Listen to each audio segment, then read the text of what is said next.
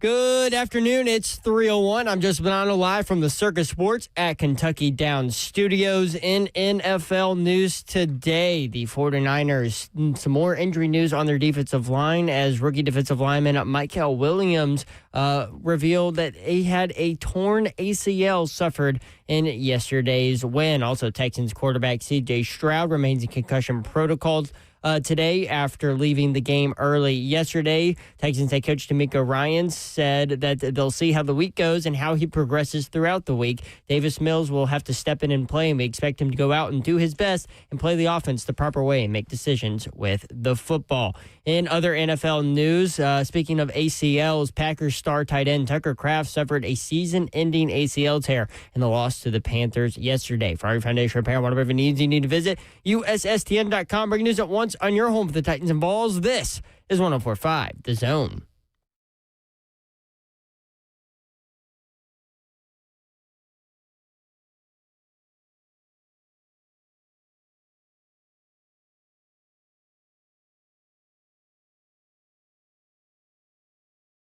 The HL 104.5 The Zone Monday edition. We want you in here. 615-737-1045. Plenty of topics for you to unleash on us and the rest of the city of Nashville and whoever else happens to be listening. Brent Doherty with you on a beautiful day in the Music City. Man, first, consistent Sunday we've had in a while. Started out with a ton of fog. I'm like, wait, consistent what? Not on the football field? Or maybe, No, consistently bad. Weather. Oh, okay. Yeah. We've had, we had 20 minutes of sun at Murfreesboro last Wednesday. We had some sun on Friday, I think. I don't know. But, for an entire day where it's sunny outside, started with a whole lot of fog this morning.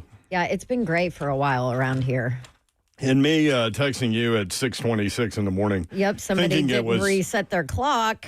Well, I mean, clocks reset themselves unless you have a gigantic wall clock that I have in my living room. And I saw that one and thought it was 7:26, so I figured you'd be up. You were anyway, but anyway, sorry about that. Mayor. So, Zeph is working double duty today. Yeah. Good job, Zeph. And he put out a show tweet that said Titans play their closest game of the season. Yeah, it was their not closest game because they did win a game. Which I told him You forgot about that one? Yeah, that one slipped my mind. So I would like to retract that and say most competitive game. I feel like that was pretty competitive yesterday, at least from the defense and special teams. Okay. I don't know. I mean, it was, it was cool to, take a nap and stuff. We got some go positives. back and watch it. I mean, I did wear my colonoscopy. I'm wearing my colonoscopy Monday shirt until they win again. Yeah, I forgot to wear that shirt. That's all right. I got it. Slay Dog is in Charlotte. SEC Network activities. The college basketball season starts in full today, and we will be carrying the Tennessee Mercer game following Monday Night Titans. So that game will be at 7 o'clock. Tip-off is at 6 on the SEC Network Plus. So Tennessee opening the season against Mercer. Mayor, this is where I am in my headspace right now. Mayor texted and was like, just a reminder, Slay's out today. And I'm like, where is he? What's going on? He's like, college basketball starts. He's SEC Network studio. I'm like, oh my gosh, it's already starting? It's starting. We're here. Basketball season. This is a great time of year where football overlaps early basketball and you get all of it. Yep. It's a fun time of year. Yes, and those fans whose football teams are disappointing them get to focus on basketball. Is that you? A little bit. Would that be Tennessee fan? Because we know it's Auburn fans. It's starting to get that way, Don. A little bit. Is it? Oh, you know what? Playoffs are out of the the realm. That kind of sucks. Yeah. No playoffs. It's just what else do we have to cheer for? You could beat Florida in the Swamp for the first time in a decade. Not a decade. 20 years. 2 decades. More than 20 years. More than 20 years. 2003. Wow. And you could potentially end Vanderbilt. It's really been that long? 2003. Last time Tennessee won in Gainesville. Mm-hmm. Holy cow. And then the other thing is that you could potentially end Vanderbilt's college football playoff run. Here's the thing with some Tennessee That's fans. true. And Auburn's going to help end it this weekend. What? Because there's no Hugh Freeze for Diego Pavia to beat? Probably. Because he's 3-0 against. He's 3-0 against Freeze. Freeze. Yeah. Mm-hmm. Vanderbilt, by the way, a 7.5-point favorite over Auburn. Disaster. This is where we are. You guys saw the tweet I sent you? There are only 3 teams that have not allowed anyone to score more than 24 points. And the first 2 are unbeaten. Ohio State and Indiana. And the other one? Is Auburn. Yeah. How do you have 5 losses and you haven't allowed 24 points in a game? That means you're off. Because you lose 10-3 to Kentucky. By the way, Tennessee fan freaking out after the loss to Oklahoma. Not all y'all, just some of y'all. And it's true with every fan base. I know people like to point everything toward Tennessee, but there are crazy fans everywhere. So Chris Lowe said about some of the fan base at Tennessee saying that Hypel needs to be fired. Number one, okay. How many of those job openings would hire Hypel right now? Probably all of them. Almost all of them. Maybe all of them. So careful what you wish for. Also, Tennessee's... Trust me, the grass ain't always greener coming from an Auburn fan. Well, here's the thing. Tennessee's... They flipped their entire offense, basically, right? They get a quarterback in April who they had never even thought about.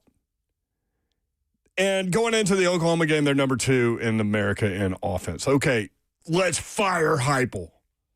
Are you kidding me right now? So Chris Lowe wrote, why stop at Hypel? Let's can Drinkwitz, 24-22 in the SEC, no playoffs. Let's fire Kiffin, 30-17 in the SEC, no playoffs. Let's fire Venables, 15-16 in the SEC, no playoffs. Tennessee was also 10-24 in the SEC against the SEC in the 4 years prior to Hypel's arrival with NCAA sanctions. Yeah, let's fire Hypel. Is this where we are now? I blame Penn State. This is Penn State's fault. It's Penn State's fault. Because they fired James Franklin because he couldn't win the big one. And 3 weeks after they were ranked number 2 in America. 6 months after they went to the college football playoff and won a game. They were in the semifinals. Yes. They were in the Final Four last year. Yeah. I think this is this is all Penn State's fault. I am really hoping that there is a mindset shift in college football, but this idea that you give these coaches these long, big contracts and then fire them when they're not meeting the highest of high expectations, I mean, overreaching expectations, and then you're costing your schools $50+ million to go get a new coach and put your university in an even worse spot. I really hope this trend disappears within the next couple of years. So you're not on the fire Hypel? No, I'm not on fire train. Hypel. No, you're just on the we suck. I am very disappointed in how that game turned out. Listen, Aguilar made 2 really bad reads. And, Oklahoma made a play to get the strip sack. That was going to be a touchdown. Oh, Mike Matthews was open on that cross over the middle. He was so open. That was going to be 14-0. Then 17-0. Missed field goal from 37 yards. What are we doing there? That could have been 20-0. That game could have been completely different had the strip sack not happened. So I get the ball that hit the tight end, the freshman tight end, in the face mask. That's not the play that lost the game. Not even close. Not even close. No, but so we did have an argument in our chat about this, though, that. Well, it was me and Slay against him, basically. And then I jumped in. But you hadn't seen it yet. No. So. But the generic conversation was at the end of the game, and I always remember Saban talking about this, it's not the X's and those, it's the Jimmies and the Joes. And at the end of the game, when the game is on the line, where do you want that ball? You want it with your best player, period. Doesn't matter how it happens, how you get it done. Get your ball to your best player. You want the game in the hands of your best player. I would argue that maybe that's not a true freshman tight end. Freshman tight end with two catches on the season. That would be my argument. Well, I get that. But also, you rep that play how many times in practice? Anybody know? They do. They called it. I'm Probably sure a plenty, lot. Yeah. They called it. They also had been talking about getting that dude more involved in games. And right. so, is that the time to do it? Right, but like he got chipped, he got knocked off his block. No, that's not why they lost. I'm not saying it's why they lost, but Okay. I'm saying like the people that are criticizing that play call, Not the play call, the personnel the call. personnel call is fair. Right, but that's the other part of it. Yes, like the personnel call. Sorry. right, so where were the other tight ends? Was somebody banged up? Well, Ethan Davis, who had Yeah, I don't a know. hell of a game, Huge was game. standing right next to Hypel on the sideline. Yeah. Why? You know what's funny about that play? That's the same play they ran against Alabama that Alabama ran back for a touchdown. Same play. Mm-hmm. To Kitzelman. I might have been a little gun shy to utilize it again. I mean, Joey made a better throw on that one. It was a little errant, but it hit. I mean, you hit a guy in the It face. hit him in the face I mean, mask. You got to catch it. Got to in the catch it. face. You got to catch it. Yeah. You have to catch it. Yeah, I don't know. It was I mean, the real story of the game was Tennessee's offensive lineman getting manhandled by I saw Oklahoma's. clips of that. I mean, David Sanders, that was the first time since David Sanders has become the starter where you've looked at him and like, wow, man, they just handed you your lunch pail. mm-hmm. I mean, it was a true freshman game for David Sanders, and he was the one who got. Well, he didn't get beat on the strip sack. He just missed the assignment. Went to the wrong guy. Right. So I'm going to go back to the Hypel argument. So did Hypel throw those two interceptions where No, he did not. Aguilar did not read cover two deep safety?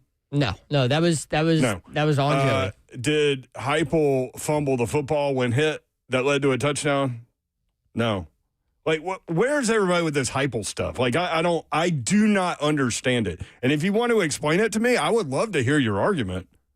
I'm all for it. Like, this is a discussion show for sure. I just don't understand that one. So, anyway, Tennessee's college football playoff hopes are done. Vandy loses at Texas. Door's still alive, though. Titans are 1-8 for the first time since 1994.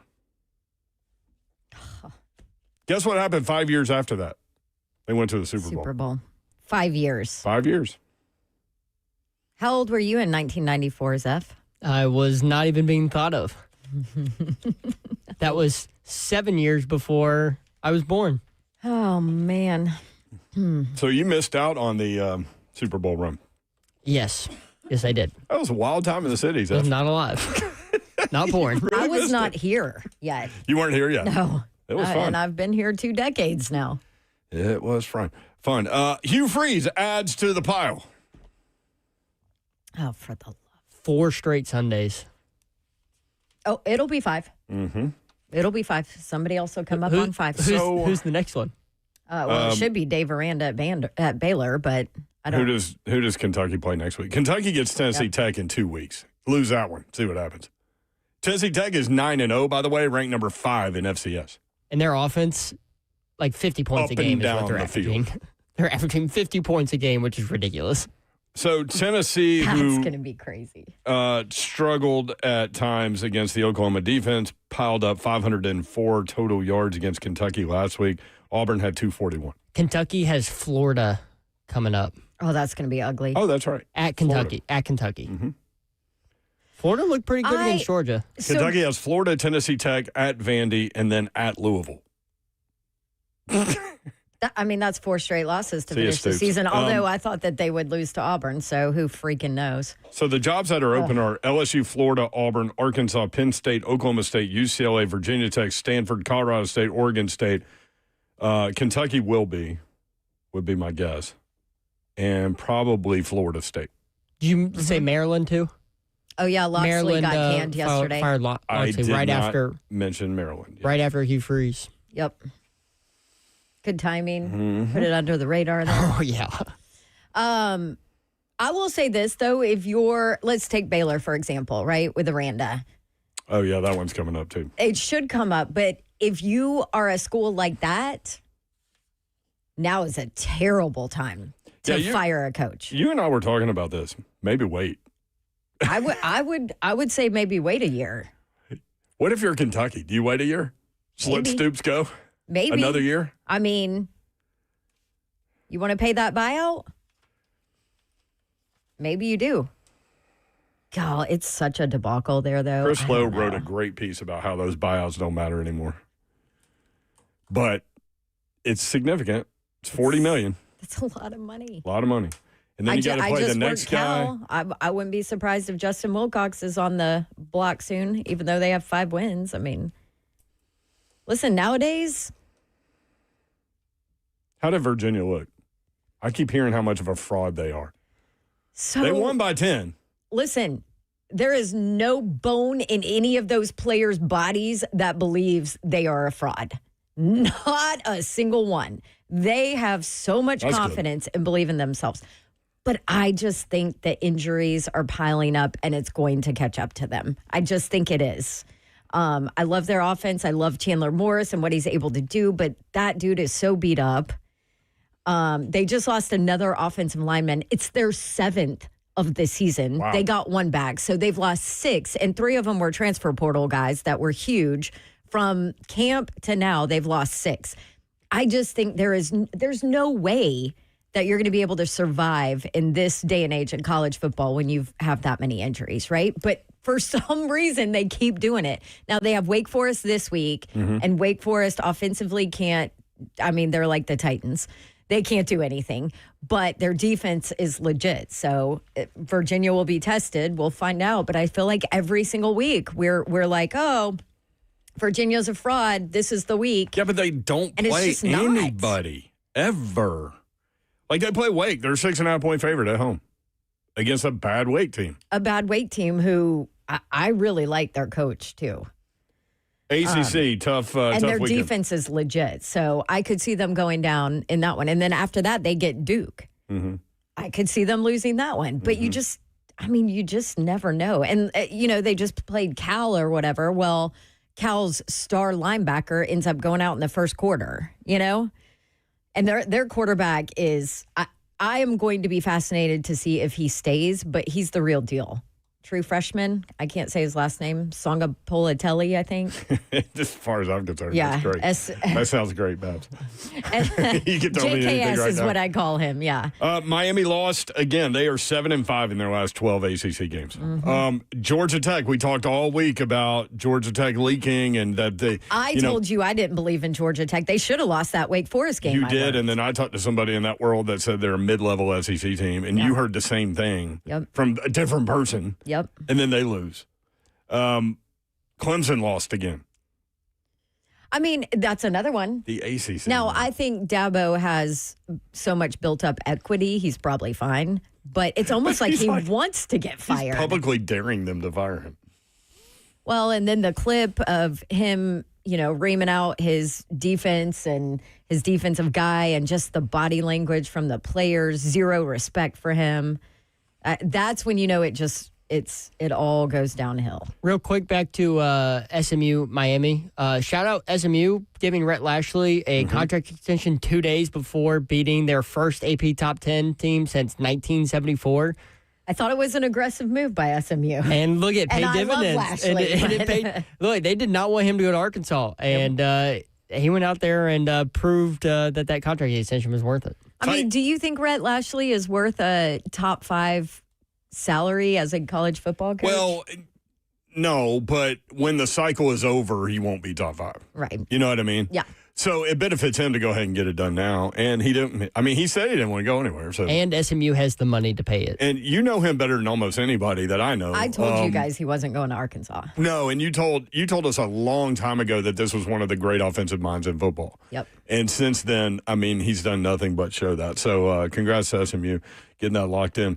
Titans lose again, this time 27-20 at home to the Chargers. Cam Ward, 12 of 21, 145 yards. He was sacked 4 times. 4th highest rating of the season. 4 of his top 5 rated games have come in the last 4. Pollard and Spears, 17 carries, 82 yards. Titans could not run the ball. 4 receptions, 48 yards. That's what did in Tennessee with Oklahoma, too. Tennessee could not run the football. Worst performance of the season. Vanderbilt in Texas. Vandy falls behind 34 to 10 in the fourth quarter. And they come all the way back. Onside kick was on the ground, too. Yeah. They had it in their hands, and it just squirted out. Damn. So I was in my game, and so I'm getting like the play-by-play from our producer about the onside kick and what was happening. Because in the beginning, I get a text from Mayor where it's like, Vandy's getting pummeled. And I'm like, oh, this one's over. I had to change my college football playoff predictor that we were going to show at our game. I'm like, take Vandy out. How about the comeback, though? Just too little, too late? Yeah, and they're still alive. They have 2 losses. So they've got Auburn this weekend, non-con.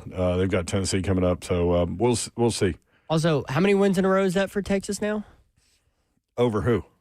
No, like just stringing them together since they dropped out. Remember when they dropped out of the AP Top 25? They've now strung, 4 wins? Yeah, straight? Arch was pretty good, 5, too. yeah. We've got lots to talk about. 615-737-1045. You want in, Brett Doherty, Don Davenport with you.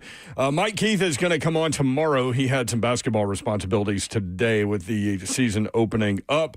So our only guest today, Chris Lowe at 5:20, and we'll talk about the coaching carousel and all these big games that happened over the weekend, some big losses. 615-737-1045.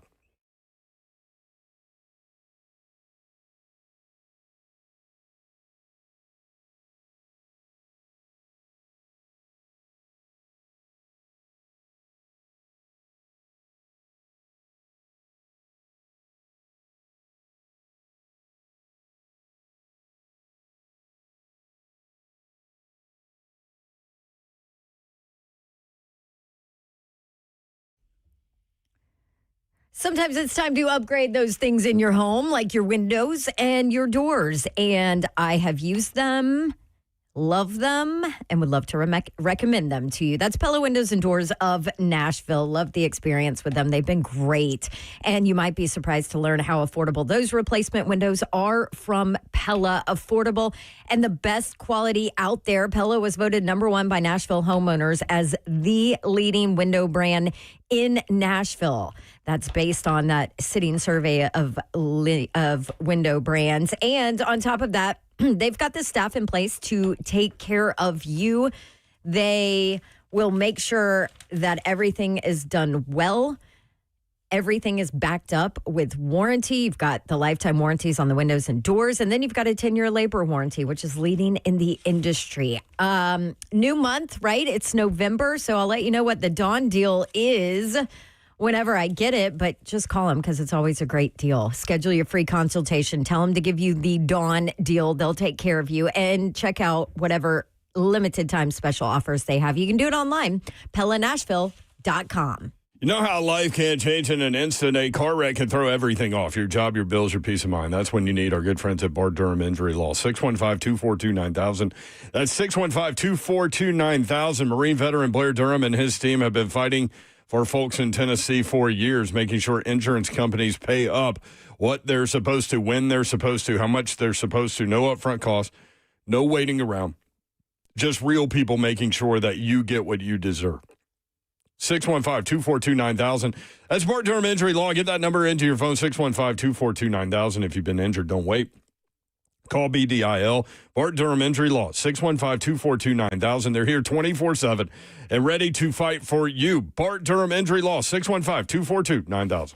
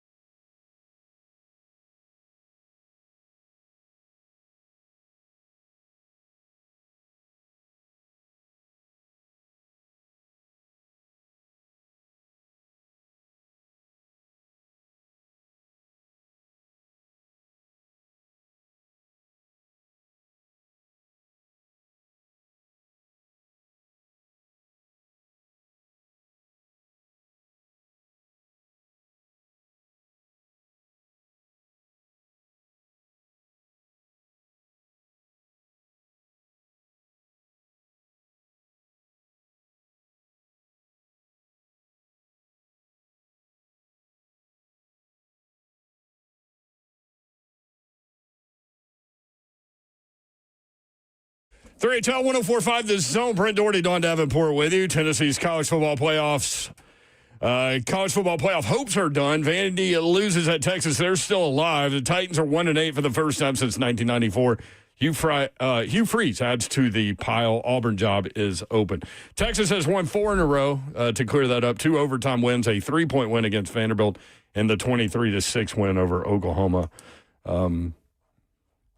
So there's that. 615-737-1045. Keith in Nashville next up on 3HL. Hey, Keith, what's up, man? Hey, UT just need to go ahead and release Max Gilbert and release all the seniors. It's over. It's over. Release who? Release all the seniors and release Max Gilbert. Oh, okay. All right. Thank you. Appreciate it. Max Gilbert. The kicker. He's 12 of 15. What are we talking about? Release? Release all the seniors and release the kicker. What? Release them? This is college. I know that they act like it's the pros, but it's not like you're like, hey, you suck. We're just going to release you. Does anybody remember the 20 years before Hypel? No, they can only see what happened on Saturday. I mean, not really 20, but almost. Of all people, Jonathan Crompton. Oh, I saw this. Is tweeting and is he podcasting or something about how Hypel is similar to James Franklin. Like he can't win the big ones. I'll say this. Okay. Like I'll sit here and question. Did he beat Alabama? Twice, actually, I believe. Yeah. Did he beat Florida? Which I know Florida's not good, but that's a rivalry game. That is a huge game to Tennessee fans. Has he beat Florida twice? Yeah. Yep, that's right. I do not have orange tinted glasses at all. I went at Mayer and Slay talking about the personnel choices at the end of that game. I thought it was terrible from a decision-making standpoint, whatever. Okay. But you lost your quarterback at the last second. You get a quarterback that's starting and playing that isn't even here the entire time in the offseason to get chemistry and work with guys. And you kind of thought that this would be a not rebuild season, but not one where, hey, you had no quarterback in April. Yeah. You had no quarterback in April. It's crazy to me to sit here, and I think they've overachieved. So I think they've overachieved. Well, the over-under win total was 8.5, right? Like, so they've still got work to do to get to that. But, I mean, given everything, you turn over your entire offense. You didn't have a starting quarterback in April. And he didn't get to campus until end of June? End of May, I think. End of May. Because we were at media days and they were talking about how and Kinselman was like, I've only known the guy 2 weeks. He's going to be at my wedding. That's right.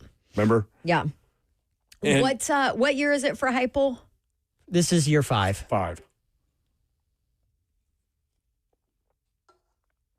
I mean, I just think it's a little soon to be like, so to move on. This is what I told. Soon. I think you're out of your mind if you want to get rid of Hypel. Go ahead and do it.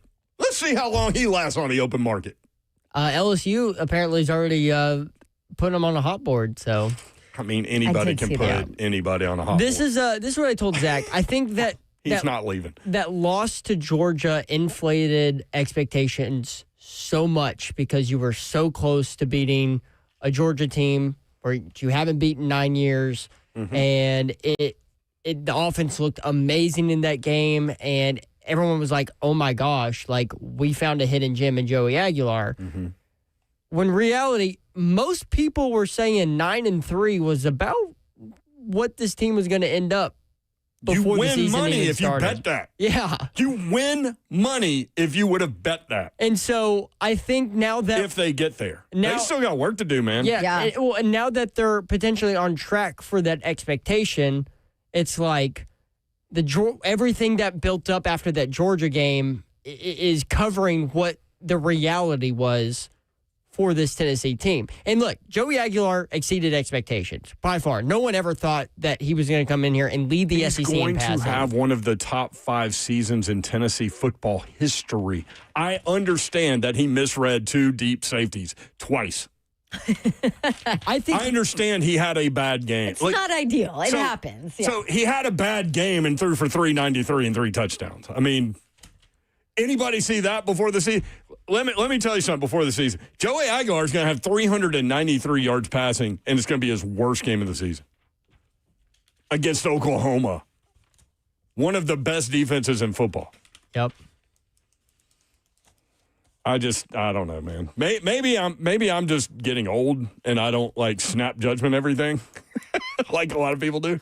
Well, I get it. I get the frustration. I'm not saying that. I'm as frustrated as anybody with the outcome of that game because I'm going to go Brent Venables on after the Ole Miss game. Tennessee was the better football team in that game. They were, and they lost. So credit to Oklahoma. They made plays when they needed to make them. Their offense wasn't great by any stretch of the imagination, and Tennessee's defense is not good. So that's a little issue moving forward, I think, for Oklahoma. But their defense was great, and they made big plays when they had to have them. I think that strip sack is what determined the outcome of that game. I think they took away Tennessee's biggest two strengths, the deep go balls down the sideline and the run game. Well, one before the other. They took away the run. Yes, that's what it was, yeah. Which enabled the Oklahoma defense to kind of sit back. Yeah. And they were able to do it with two deep safeties. Yep, Tennessee lost. Fire the coach? Come on, man. Who are you hiring? Who are you hiring better than Hypel? Please let me know. It's a fair question. It's a fair I think it's question. ridiculous that we're even having this conversation. Now, I will say this, that Tennessee job is top of the list now because of what Hypel was able to come in and do and turn it around, right? Like, I remember when they hired Hypel and some of the names coming out that Tennessee fans were like, oh, yeah, hire this guy. This guy will leave this program to come to Tennessee. I'm like, no, Tennessee is not what it used to be. Now, I think you're back at that. This You're back carousel, at it being an extremely desirable job program place. It's whoever has the money is willing to spend it and does it in a viable way, right? Like, so I think Tennessee's up there. But I think Saban's right when he says we're going to reevaluate what the great jobs are. Yeah. And I think this cycle will help us with that. That's because a great point. There are historic programs that are available that historically speaking, you would be like, oh, that's an incredible job. That's an incredible job. That's Penn maybe State. Not such a great job, but we're going to see. Well, and this is full circle back to our conversation earlier about Rhett Lashley and his decision to stay at SMU. Like he was high on coaching higher places, right? He was high on lists. Mm-hmm. Arkansas would have hired him yesterday. But SMU has so much money. You remember I told you right after they joined the ACC, it was their big money person, not the president of the school, not the athletics director that's meeting with the ACC and is saying, hey, listen, I have a conference problem and you have a money problem. We can help each other. And that's exactly what happened. And SMU joins the ACC and doesn't even get the full amount of money for being a member of the ACC, you know? Like, SMU has so much money. And so you talk about things shifting. Yeah, Rhett Lashley looked at SMU and thought, oh, from an NIL standpoint, from what we can pay players, from what I can get here, facilities, people buying in, especially with their college football playoff appearance last year, he's like, I'm staying here. There's so much money there. T-Dub 26, if he cannot win SEC games, he's gone, period. Who? Well, Hugh? Yeah, that's fair. But are you talking about Hypel? I think he's talking about Hypel. Oh. Okay, so 2-2 in the last 4 against Alabama, 2-1 against Florida in the last 3. Those SEC games? Yeah, what SEC games are we talking about? Georgia? Guess what? Nobody beats Georgia. In 2021, Hypel was 4-4 in the SEC. In 2022, he was 6-2. 2023, 4-4. 2024, 6-2. So far, what's his record this year? He has not had 2. He has not had they're 3-3 in the SEC. 3-3 in the SEC. 3. He has not. Oklahoma. Yeah, he has not finished below 500 in the SEC in his coaching career at Tennessee. By the way, the last time, so Josh Hypel has had Tennessee ranked in the AP poll each of the last 3 seasons. The last time that happened, 1997, 1998, and 1999. Do y'all really want to do this? Also, what percentage of the fan base is this? Because, like, I know. I get, is it just the like crazies 3%. on Twitter? It's like 3% probably. We have some Vols calls. Vols calls. Oh, don't you miss that show? Vol calls. Vol calls. Johnny in White House. Johnny, what up, man? Good morning, man. I always love talking. Well, But listen, it's this Tennessee thing. It goes on with the Titans. Everybody expects perfection. And I want to make sure I say this very clearly. In my opinion, just in my opinion, I think it's 10 times harder to coach in the SEC than it is in the AFC South. I'm not saying those teams can beat them, but what I'm saying, it's 10 times harder. You got to do the recruiting. And that's one thing that Hypel has stepped up at Tennessee. We are getting talent there. It is hard to get in the SEC. I'll take Hypel all day, every day, 7 days a week. What you just said, I don't want to go back almost 30 years, when struggle like we did. I love you guys. Y'all are the best show in Nashville. Y'all have a great day. Peace out. Thank you, Johnny. Appreciate Thanks, it. Johnny. Listen, man, if you think Hypel needs to be gone, let us know. Like, I want to hear the reasoning behind this. I really do. And also, like, and is we this will just let you talk. Oh, for sure. Is this just a loud social media thing? Because, like, I saw it a bunch. I'm blown away that anyone would think this. Do you know? So Hypel hasn't had a losing SEC record, right? In his 4 seasons, and now he's in 5. Do you know the last time Tennessee had a winning SEC season before Hypel? 2015. Butch Jones. 2015. This guy flipped it and did it quickly. with sanctions. He's beaten Alabama twice. He's beaten Florida twice. What did you want when you hired him? And he came in handcuffed with roster limitations because of the mess that was Jeremy Pruitt. Big time.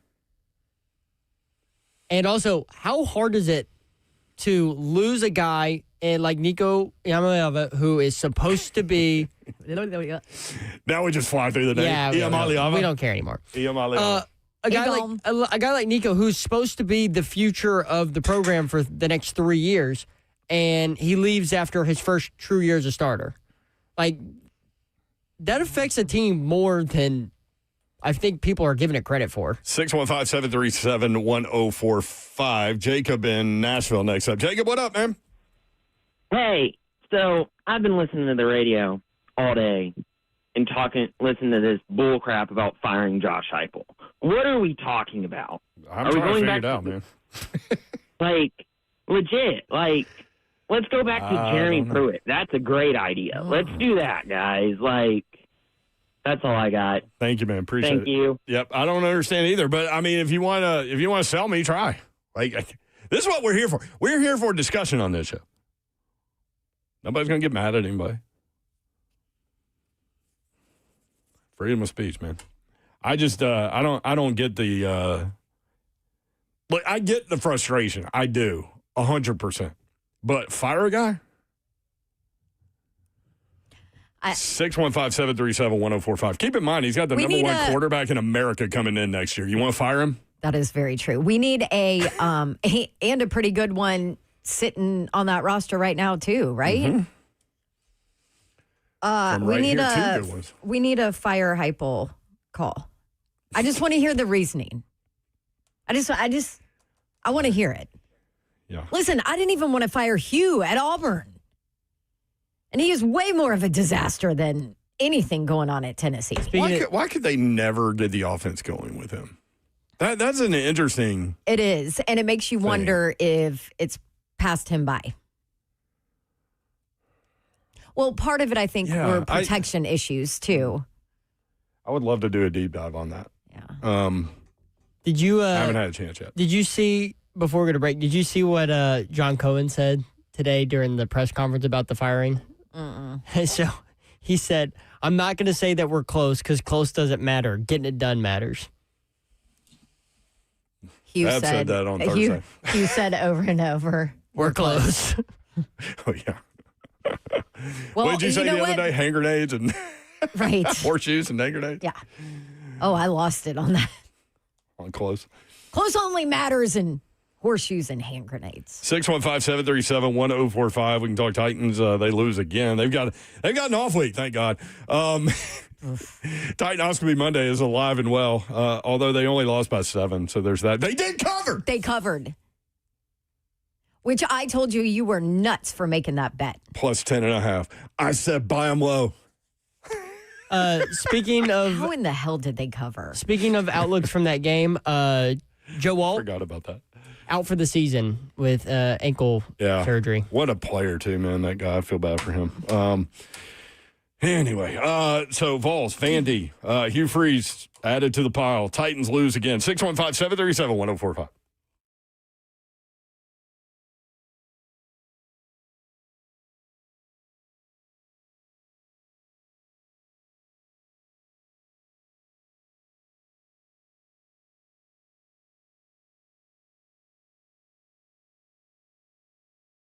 Come to Dodge Chrysler Jeep Ram. That's where you need to go to get that next new vehicle, whether you're looking for a car, truck, SUV, or Jeep, new or pre-owned. Our guys at Gupton Dodge Chrysler Jeep Ram can get you going.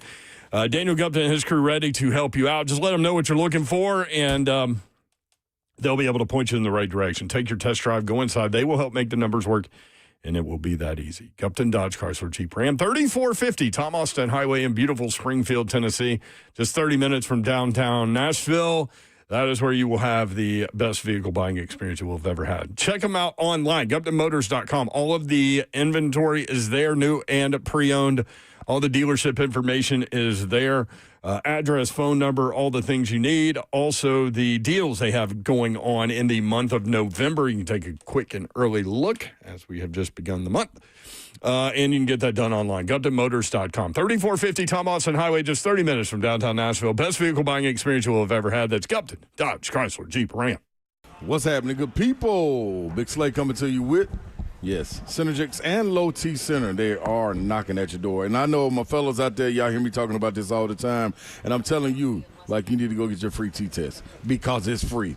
And you want to know where your testosterone levels are. But it's not only for you guys. I tell you, I go in there every Friday, and I'm understanding that there's more and more women coming in. Man, I high-fived one the other day. Like, hey, you feeling great? She was like, yes, I am, and I'm going to keep coming back. So let me go on and get this right for you. Women experience many of the same symptoms as the men with low testosterone, tiredness, no energy, mood swings, and low libido. So women can come in and get tested as well. Treatments include testosterone injections or even hormone pellets for women.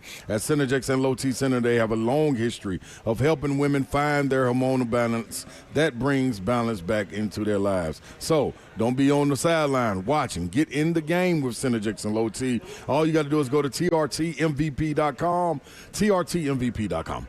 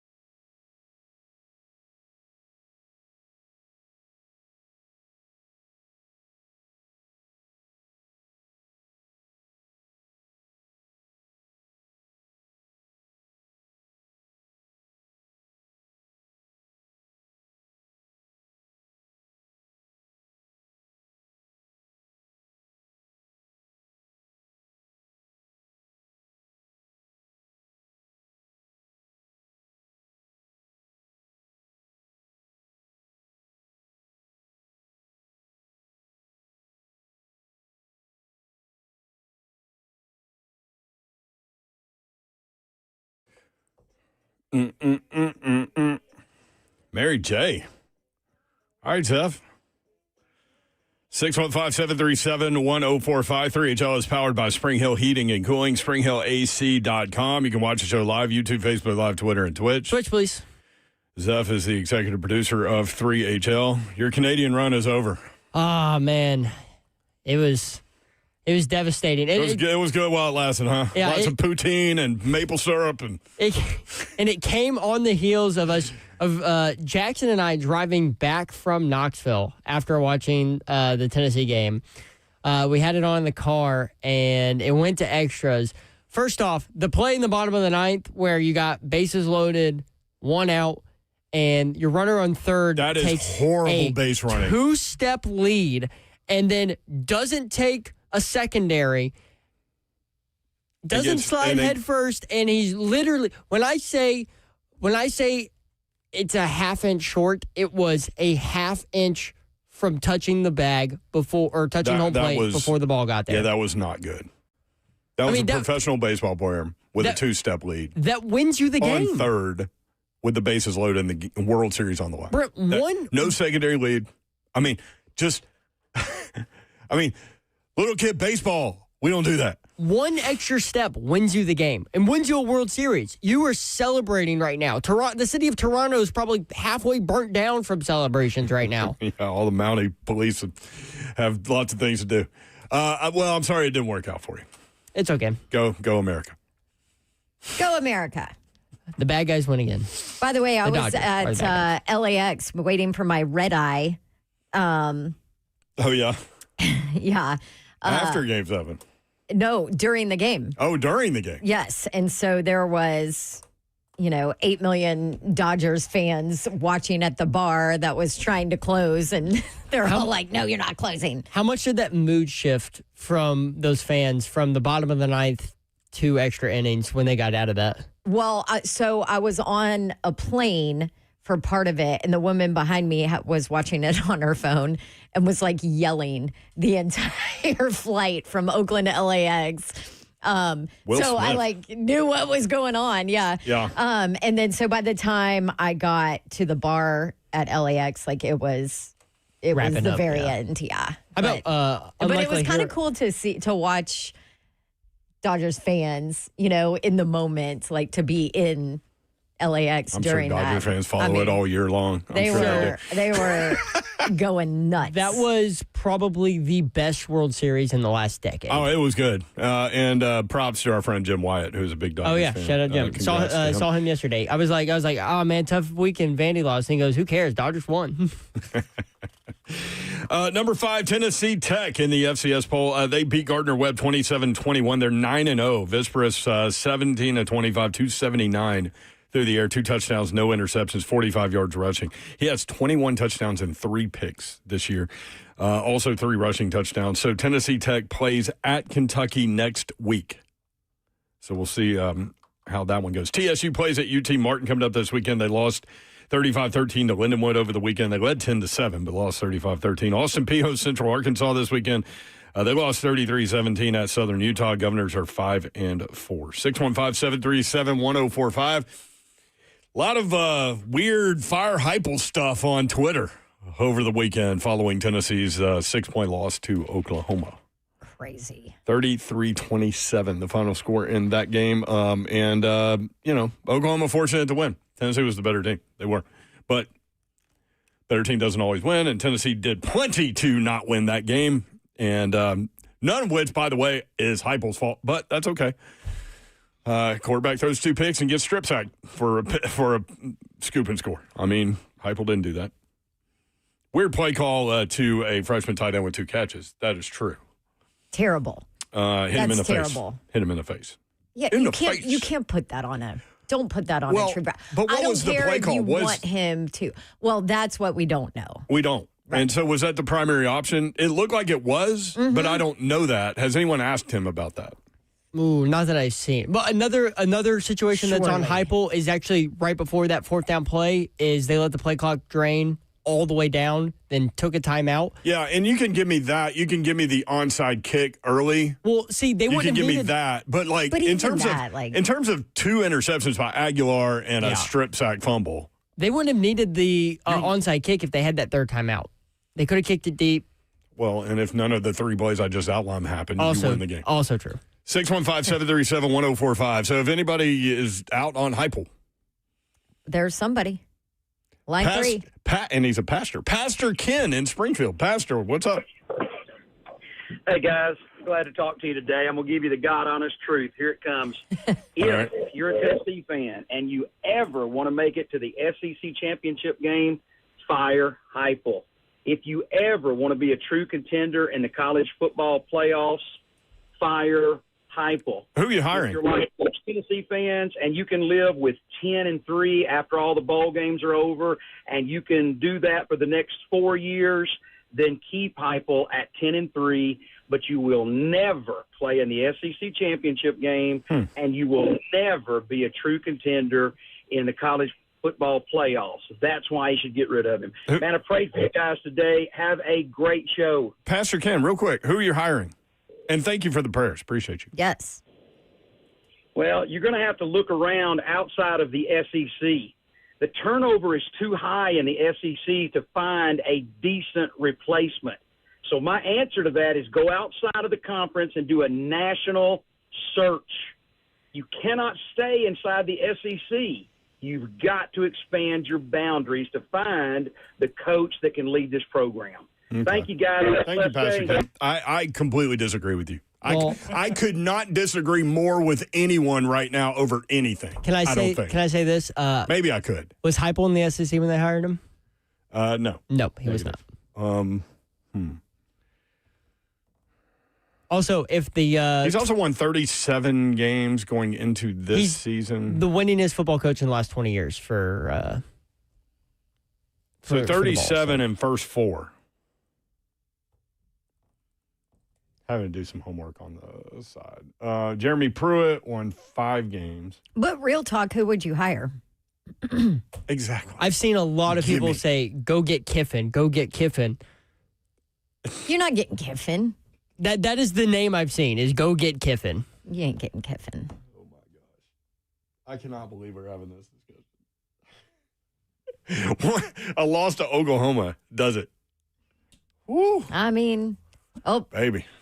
Somebody in the chat, I think he's an IU fan. He's loving this right now, by the way. All fan bases are loving it. I know. Go get James Franklin. Laugh out loud. Where does James Franklin end up? Because Virginia Tech. You think for sure? For sure, no, but you asked what I think.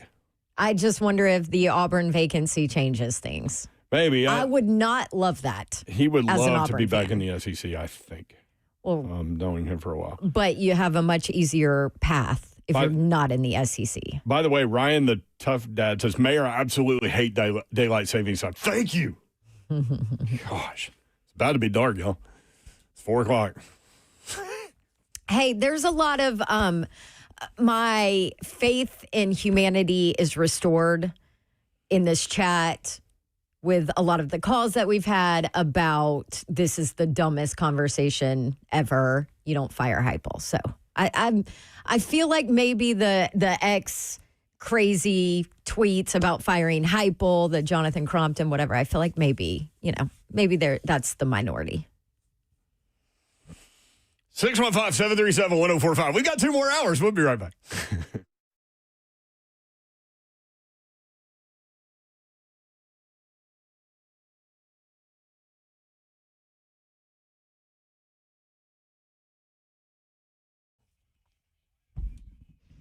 Okay, so it's officially November, and you know what that means. Holidays are here. Families coming to town. You don't want your family to walk in and be like, God, your carpet is nasty. I don't even want to stay in this house. So why don't you get it cleaned? And why don't you get it cleaned with my friends at Zero Res? And this is the beautiful thing about Zero Res. I have dogs, I have kids, so I get it. They clean with ZR water. There's no soap. There's no residue. There's no harsh chemicals, which means it's safe for everybody in your family. Not only is it safe, but it's insanely clean. So $45 per room for 1 room, 5 rooms, 10 rooms, doesn't matter. It's all $45 a room. That's it. Call them for complete details and go ahead and get your carpet cleaning scheduled so that your family doesn't give you a hard time. Zero Res. You can book online at zeroresnashville.com or call them at 615-535-9376. Zero Res. Spell it backwards or forwards. It's the right way to clean. I want to tell you about a new obsession that you're going to have as soon as you try Daisy French Onion Dip and Daisy Ranch Dip. Either one or both, you are going to love. Go ahead and give them a try. A guilty pleasure for sure during football season. Eating dips with chips, wings, veggies, watching big games. Daisy French Onion Dip, Daisy Ranch Dip, game changers. They're as delicious as homemade dips, and they're made with real herbs and spices and other ingredients that you might find in your own kitchen. I invite you to snack the proper way.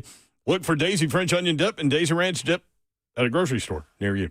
Guess who's Bizak? Kellum Stem Cell Institute, people. If you're living with back pain, there's a breakthrough alternative to surgery you need to hear about. That's stem cell therapy from Kellum Stem Cell Institute. No scalpels, no stitches, just a simple injection that targets the pain at its source. That's the Kellum difference. Most patients are back to their routine in days, not weeks. Kellum Stem Cell Institute helps you get back to life faster. That's faster recovery, people. And the risk, no hospital stays, no general anesthesia, and a much lower risk of complications because your health deserves a safer option. You should get it. This isn't just pain relief. It's your body healing itself with its own stem cells guided by Kellum's expert care. Unlike surgery, there's no need for rods, screws, or implants. Kellum keeps it natural. Now, hurry up. Using your own cells means it's personalized and reduces the risk of rejection. Kellum Stem Cell Institute puts your body's healing power to work. Call 615-850-4415. Schedule your consultation today at KellumStemCellInstitute.com. Get relief today.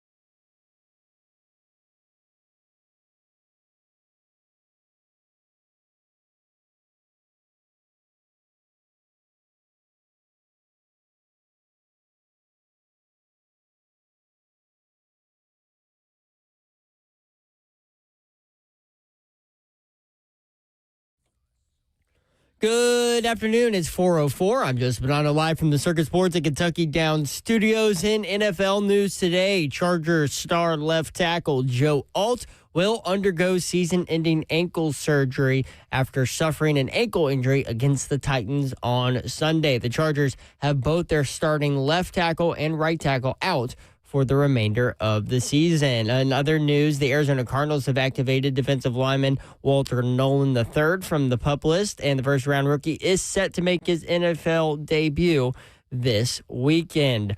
In other NFL news, Dan Quinn came out and said that he regrets keeping Jaden Daniels in the game. Daniels suffered a dislocated elbow and is expected to miss the remainder of the season. Also, Commanders cornerback Marshawn Lattimore left Sunday's loss early, is feared to have torn his ACL. He is out for the remainder of the season. Tonight, Tennessee basketball gets its season underway as number 18 Vols host the Mercer Bears at Thompson Bowling Arena. You can hear that one right here on 104.5 The Zone starting at 7. For your foundation repair, whatever needs, you need to visit USSTN.com. Bring news at once on your home for the Titans and Vols. This is 104.5 The Zone.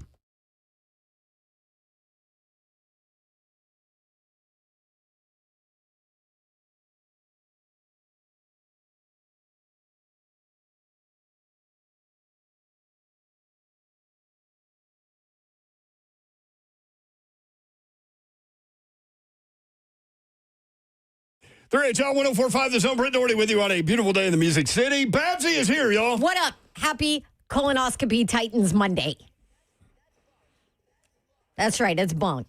Oh, but they covered. Lonzo on YouTube, please fire Hypel in all caps. The other SEC teams will be happy. Congrats, Mississippi State fans, on the big win over Arkansas. We called that one last week. Snaps a 16-game SEC losing streak. Mississippi State has Georgia at home this week, 7.5-point underdog, at Missouri and Ole Miss as they try to get bowl eligible. Need one more win.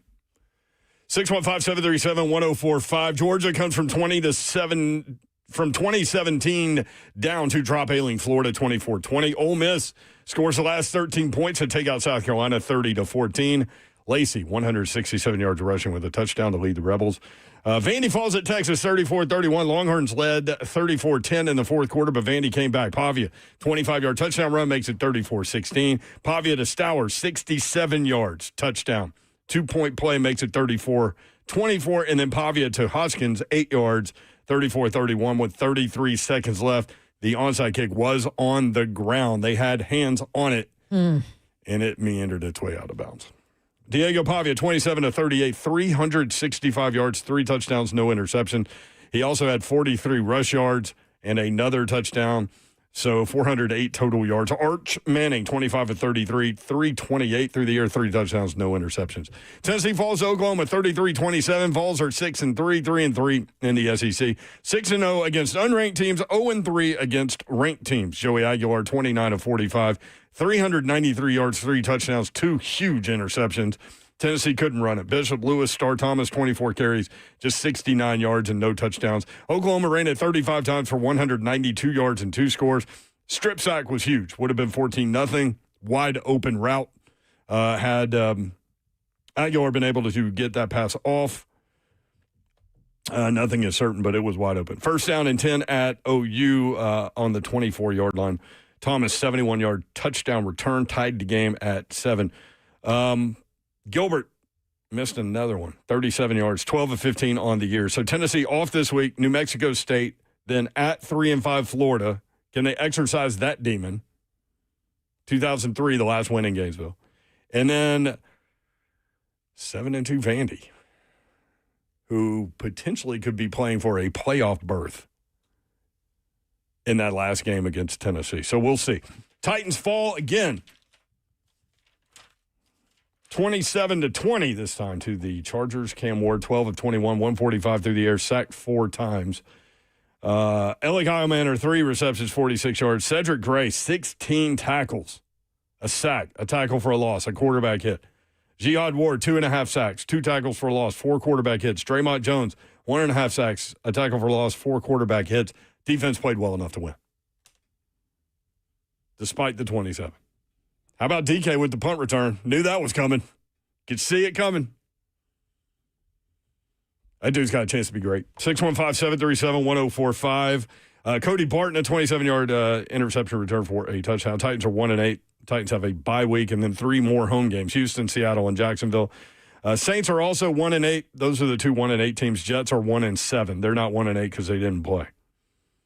I mean, let's be real. Titans have scored 11 touchdowns in 9 games. They've given up 29. 615-737-1045. Garrett in Nashville, an Auburn fan. Hugh Freeze out. Garrett, what's up? How are you? Hi, Garrett. I'm doing good. How are you guys doing today? Great, man. Thank you. Well, so I guess with all the Tennessee fans, I just kind of wanted to give a little perspective, and then I wanted to ask Don a couple questions. Mm-hmm. So as an Auburn fan, it has been a brutal few years, and at this point, if we had a coach that was consistently getting 8+ wins a year, I'd be pretty happy. Agreed. For what it's worth, I do understand the frustration, though, of like every year you hit a point and you just can't cross it, and that gets old too. So I empathize. I had a question for Don. So chatter I've heard is Jimbo Fisher for Auburn, which I think would be just terrible. I would much rather have like a younger coach. Agreed. She just put her face in her hand when you mentioned that name. I cringed as soon as I heard it, and I've heard it from a few different places. Who knows how realistic that is? But I didn't know. I love the idea of a younger coach that is going to do something different and bring a different energy, but I have no idea who. You know, I don't have any idea on who to even look at. That guy would be John Summerall, who we mentioned last week. Or Kenny Dillingham. Yes. Yeah, I've heard both of those. Yeah. I wonder with Kenny Dillingham if he's not just trying to get more money. Because, I mean, he grew up an Arizona State fan. Not that that's everything, right? Like, could Clark Lee leave Vanderbilt for the right thing? I have a hard time envisioning that. People say that he could, but, I mean, there are pictures of Dillingham in the Arizona State fan section when he's a little kid just dressed in Arizona State gear. Now he is the Vegas favorite right now for the Auburn job. So Garrett, I'll go through the Vegas numbers because Vegas always knows better than anybody anyway. Can I before you go through those, because I want to hear them. Remember when the San Francisco Giants job came open? There were 7 names ahead of Tony Vitello on the same list. Yes. On BetOnline list. So we'll see. But I mean, you never know, and things change daily. That's right. But right now, Kenny Dillingham is 3-1. So you mentioned Jimbo Fisher. As an Auburn fan, I would say hell no. Yes. But the odds for Jimbo Fisher right now 15-2. Okay. So that should make us feel a little bit better. Jimbo's on the ACC Huddle show right now. I could see him wanting to get back, but yeah, he's doing TV now. Yeah. So anyway, some of the other names on the list: John Summerall. I had heard chatter about John Summerall a couple of weeks ago in regards to Auburn. He's now at Tulane. He was at Troy and did phenomenal at Troy with lesser rosters. Covered him a couple of times when he was at Troy in a bowl game, and then regular game. He won all of them. I like him. I like him as a coach. I like him as a person. I like his personality. I like his demeanor. I like his, offensive, I guess, mindset. So that's one that has been brought up. Although, didn't he just get to Tulane? Yeah, he had 2 years at Troy, 2 years this is year 2 at Tulane. So he's 43. He just turned 43. He's a young guy. So he's younger, Which is what Garrett's talking about there. 15-2, Brent Key, who is at Georgia Tech right now. Yeah. I don't know. No comment. Ryan Silverfield at Memphis, 9-1 odds. Brent Key's a really good coach, but is he a good fit at Auburn? You know what I mean? See, it's hard because I look at Auburn and I think bad fit Brian Harsin, who, by the way, I just saw this weekend because he's the OC at Cal. Anyway, so I think like Brian Harsin was clearly, I worked his very first spring game in Auburn, and I'm like, this dude is not a fit here at all. From that standpoint, in just fit, I could see Brent Key being a fit. He's like the lunch pail, underdog, whatever, like nobody believes in us kind of, he's that guy, right? Drives a big old truck, right? I mean, former offensive lineman. Right. Yeah. He kind of fits that thought in your head. Yes. And so I don't necessarily think that's a bad fit at Auburn. I don't know. I think they need something with some exciting offense. Okay, well, that's not And that's not him. No. Jimbo Fisher, 15-2. Ryan Silverfield, 9-1. Eli Drinkowitz, 11-1. Gus Malzahn, 12-1. I can pretty much guarantee you that Gus Malzahn's not going back to Auburn. Just throw your money in the street on that one. Just telling you there. So that's interesting that's a 12-1. Dan Mullen is on the list. Some of the others. John Gruden, 16-1. Gruden would love that job. I think it would be a terrible decision. Clark Lee, DJ Durkin, Alex Golish, Fran Brown at Syracuse, 28-1. Not helping himself this year. No, he's not, but they've had a bunch of injuries too. Mm-hmm. Manny Diaz, who's at Duke, Charles Huff, Lane Kiffin, 45-1, Nick Saban, 50-1, making that list. It's got to be everybody's first phone call, right? Glenn Schumann is also on there. Okay. So there you Ryan go. Silverfield at Memphis. I'd be great with that hire. 29-6 in his last 2+ years. He just keeps winning there. That loss to UAB confounds me. It baffles me. Yes. Yes. But I don't know how that happened. But then UAB fires their coach. They've got the interim. happened before? Everybody Yeah. loves them. You know what I mean? No, it happened after they fired Dilfer. That's what I'm saying. Memphis lost to them after Correct. they fired their coach. Yeah. It was the very first game with their new interim coach. So That's right. you never know with that. There's some, we got to play for this guy. I love this time of year. 615-737-1045. Chris Lowe coming up at 5:20. Tennessee Titans lose again, this time 27-20 at home to the Chargers. We all will not see them lose this weekend because they don't play. 615-737-1045.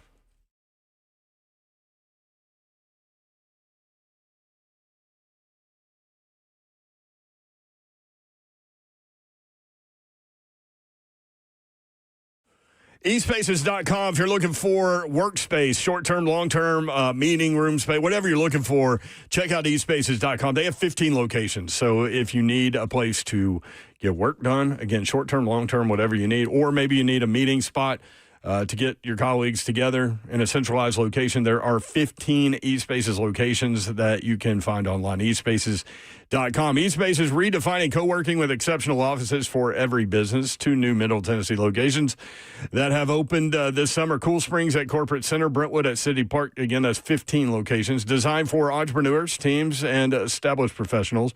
Featuring private offices, team suites, meeting rooms, 24/7 access, flexible terms, beautiful professional spaces that are move-in ready. Whether you are scaling up or just getting started, eSpaces provides flexibility without compromise. Want to check them out?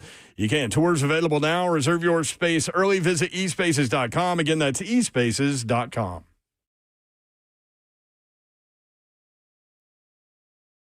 One of the largest sports books east of the Mississippi, Circa Sports Kentucky, is now open. Catch all your favorite games on an 80-foot screen with stadium-style seating and live VSiN broadcast daily. Circa Sports, now open at the Mint Gaming Hall, Kentucky Downs.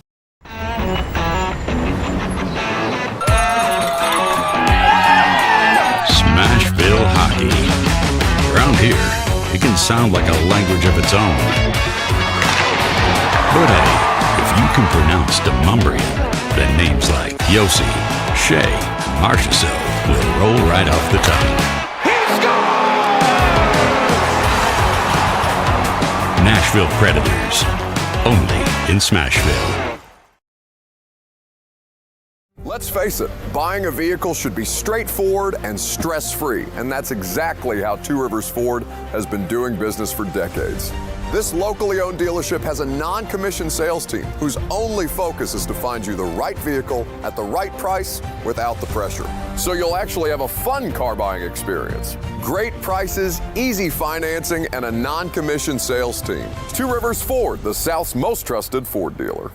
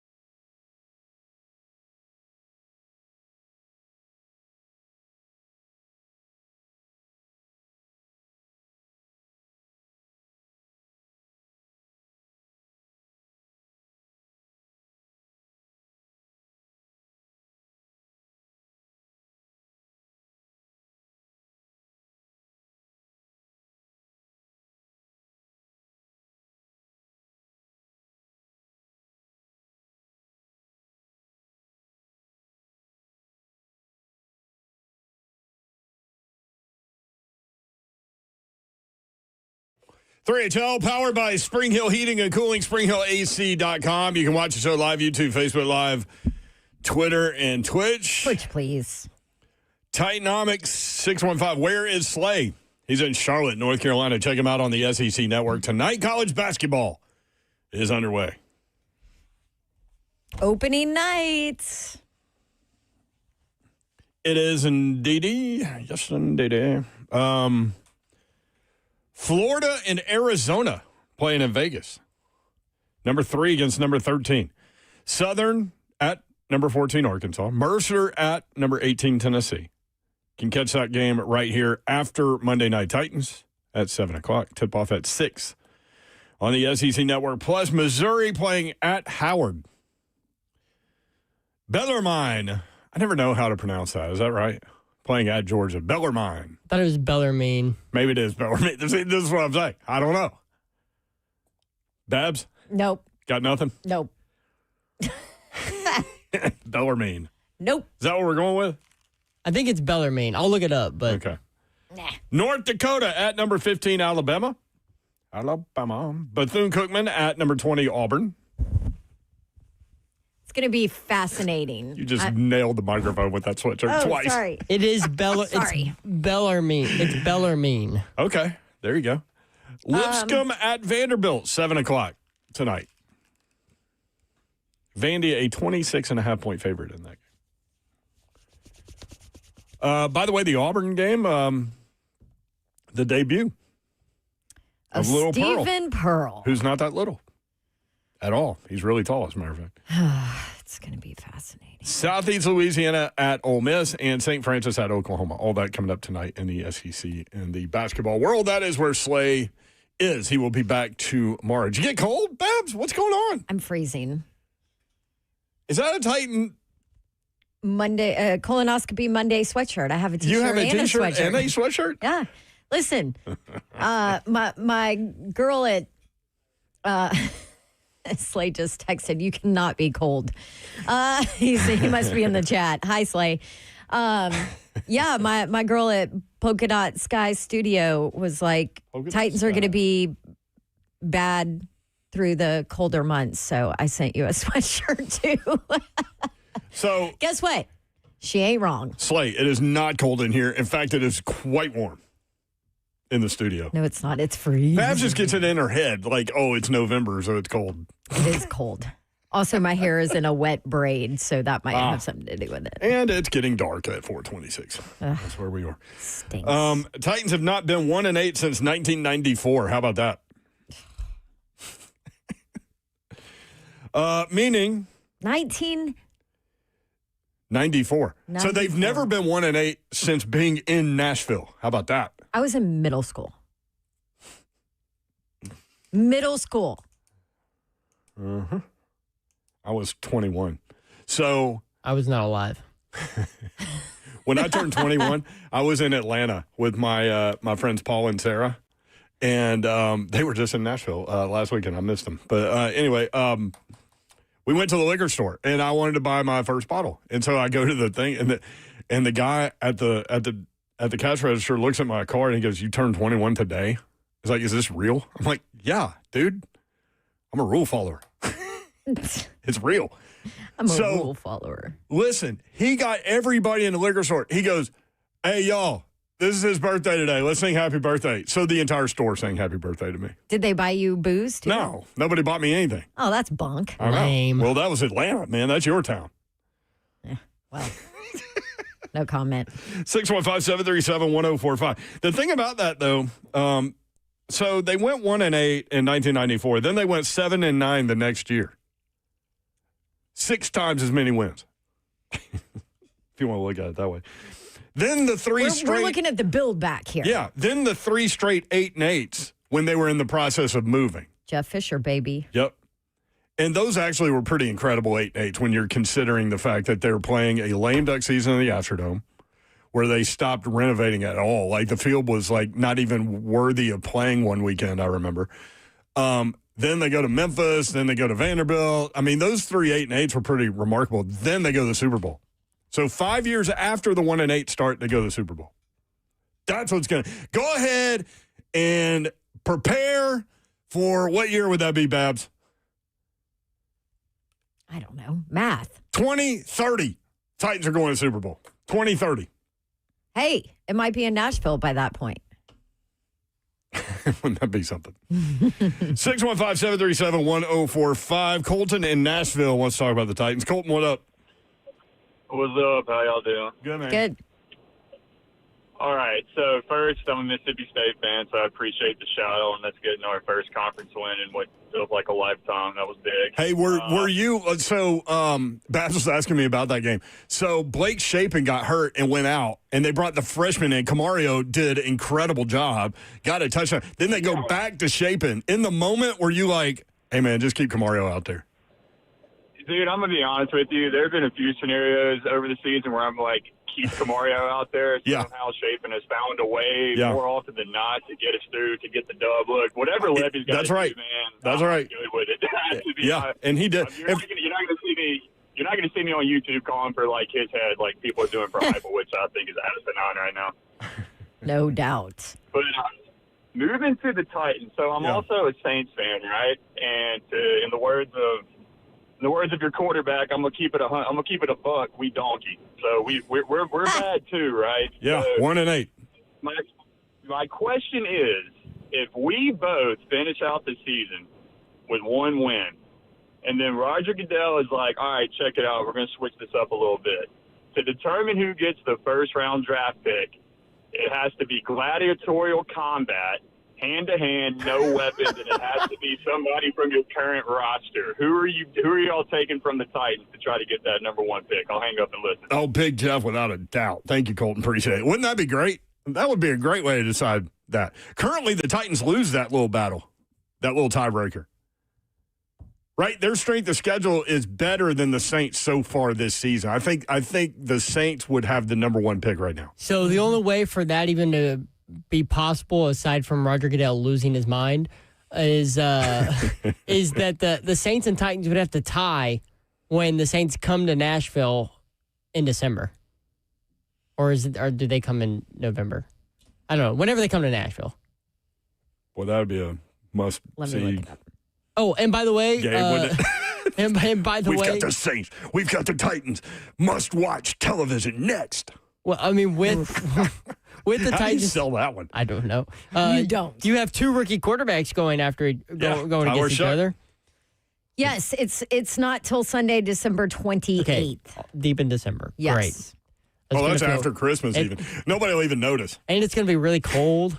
Kickoff scheduled for noon. I think they'll flex that on one CBS. I think they'll flex that one to 2 a.m. Coming up on CBS, Saints, The Titans. Battle of the Shiano shows. By the way, that Camario Taylor kid that we were talking about, Mississippi State quarterback, highest rated quarterback that Mississippi State has ever signed. And he came in and he threw a touchdown pass, had one rushing, and then Shapen came back in and led the team to victory. 615-737-1045. Ryan in Burns, Tennessee. Ryan, what up?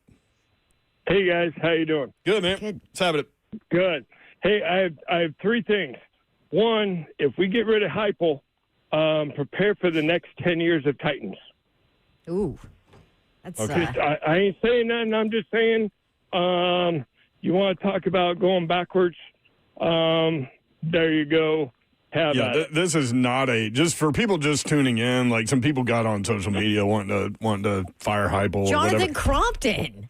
Straight out of Former Crompton. VFL. Straight out of Crompton. But it's not a realistic thing. But anyway, go ahead. Yeah, I don't disagree with you. Okay. Next thing. I was born and raised in Arizona, right? ASU all the way. And I just had to heartfelt scatterboo, man. My heart my heart breaks for that boy. Yeah, that was tough, man. He's a frickin' dog, and I really hope he has a full comeback and comes back just as strong as he was, because he's a beast. And by the way, just a side note, Google Babylon, the song Babylon by Steely Dan? Faster Pussycat. Oh, okay. Faster Pussycat, Babylon, the first 4 seconds, that's what I think of U of A. Okay. Thank you, man. Appreciate it. Just Google it. Okay, last one, real quick. Okay. Babs. Yes. Babs. Okay, so I am not. I don't do face page, tic tac, any of that. But why Twitch, please? Because it rhymes with another word. That she can't. I mean, she could say it. But... I could, but I try to keep it classy. Also, my mom is listening right now. She's in town, so I really got to keep it classy. What a buff. Dude, okay, cool. That's all I needed, man. For forever, I've been wondering why Twitch, please. Yeah. So that's all I need to know. Yeah, it rhymes. It just fits, you know? Which and Copy. other words. Yeah. Thank you, Ryan. Appreciate it. Yeah, where is Buff? Buff needs to be in studio. We need to get a microphone to Buffy no. Davenport. Listen, I will say that. Hell no, she is a liability on the air. How do you know she's never been on the air? Because she's my mother. I mean, you could say the same about me once in a while, but yeah. Okay. No. We are never giving her that opportunity. All right. Liability. Throwing it out there. Listen, I have noticed as my mother has gotten older, my mom is like the nicest person ever, right? Like my dad would always be like, oh, I got to hide the paycheck from your mom because she's just going to go give it to people that need it. Like my mother, community service, help everybody. She wants to help everybody, loves still plays everybody. Tennis and still plays tennis, all that. But as she has gotten older, I have noticed the filter is gone. Oh. Gone. I mean, gone. Like, and I love it. I mean, there's no filter. She says whatever she wants. I'm like, she's not very nice anymore sometimes. Sorry, Buff. Like, she just don't give a Shiano now. Well, it's amazing how that happens when you get. I mean, she's your 76. dad doesn't either, really. Yeah, but my dad never has. That's where I get it from. I'm just like my father. Lord help us all. 615-737-1045. Coach Forrest in the borough. Coach, what's up? Not much, man. How y'all doing? Great, good. Sir. You still wanting to fire? Is everybody still wanting to fire Hypel? There's a minority out there that are saying that you're never going to take the next step if you keep Hypel. Yeah, I think everybody is a very strong word. I think most people have their senses about them, but yeah. I met the man about 3 weeks ago at Oakland High School watching Joel Wyatt play. Coach Hypel is a fine individual, a great coach, a great recruiter, and a people's man, or a people's person. He was outstanding there at that ball game. If you haven't met him, nobody should say anything about him. He's a great individual. Thank you, brother. Appreciate it. He's a good guy. Thank you, Coach. Appreciate it. 615-737-1045. We do have a board for that, though. The good guy list? Yep. Yeah. We got the good guy. I mean, that board. doesn't ensure that you have a job, but like the transformation in the Tennessee program since he took over from the 15 or whatever years before him. Yeah, I don't get it. Gary in Nashville. Gary, what up? Hey, guys. Gary, what up? Hey, yeah. I want to share with the preacher, the minister. I mean, is he a minister or is he a fortune teller? To say never, that something's going to never happen to a team or happen to any entity is beyond me. So, I mean, first of all, did we not make the college football playoff last year, the first one that they ever had? Did we not make that? And second of all, look at Vanderbilt. How many years did we say Vanderbilt's never going to do this? Vandy. And Nick Saban says, and everybody knows, Vanderbilt is something to be reckoned with now. So if you just look at those two situations, how can you say never to any particular moment in time or to any particular thing that you're facing? Never? That's too much, Mr. Minister. That's a big word. Never. So, yeah, the pastor said he called in. He wanted Hypel gone. And he said, with Hypel, you will never get to an SEC championship game. Maybe you will, maybe you won't. That's a strong thing to say, definitively. Also, he's got some great recruits sitting there coming in and sitting there waiting. Yeah, so they're 6-3. The previous 3 years, they won 30 games. They hadn't done that since the late 90s. Fire guy? 615-737-1045. Is this Vel? Yeah, it's Vel. Hey, Vel, what's up, man? How are you? I'm good. How are you guys? Good, thank you. So real quick, I was listening to Buck earlier today, and they was debating how, like, there may be a directive for Mike McCoy to tank, right? And so as I was listening to you guys talk about the game that's coming up with the Saints, I was saying, what if it was some god-awful score like 0-0 or 3-3 at the end of that game, and it was a tie because both teams were trying to tank? It'd be ridiculous. That would be pretty obvious, wouldn't it? Yeah, it would. Oh, man.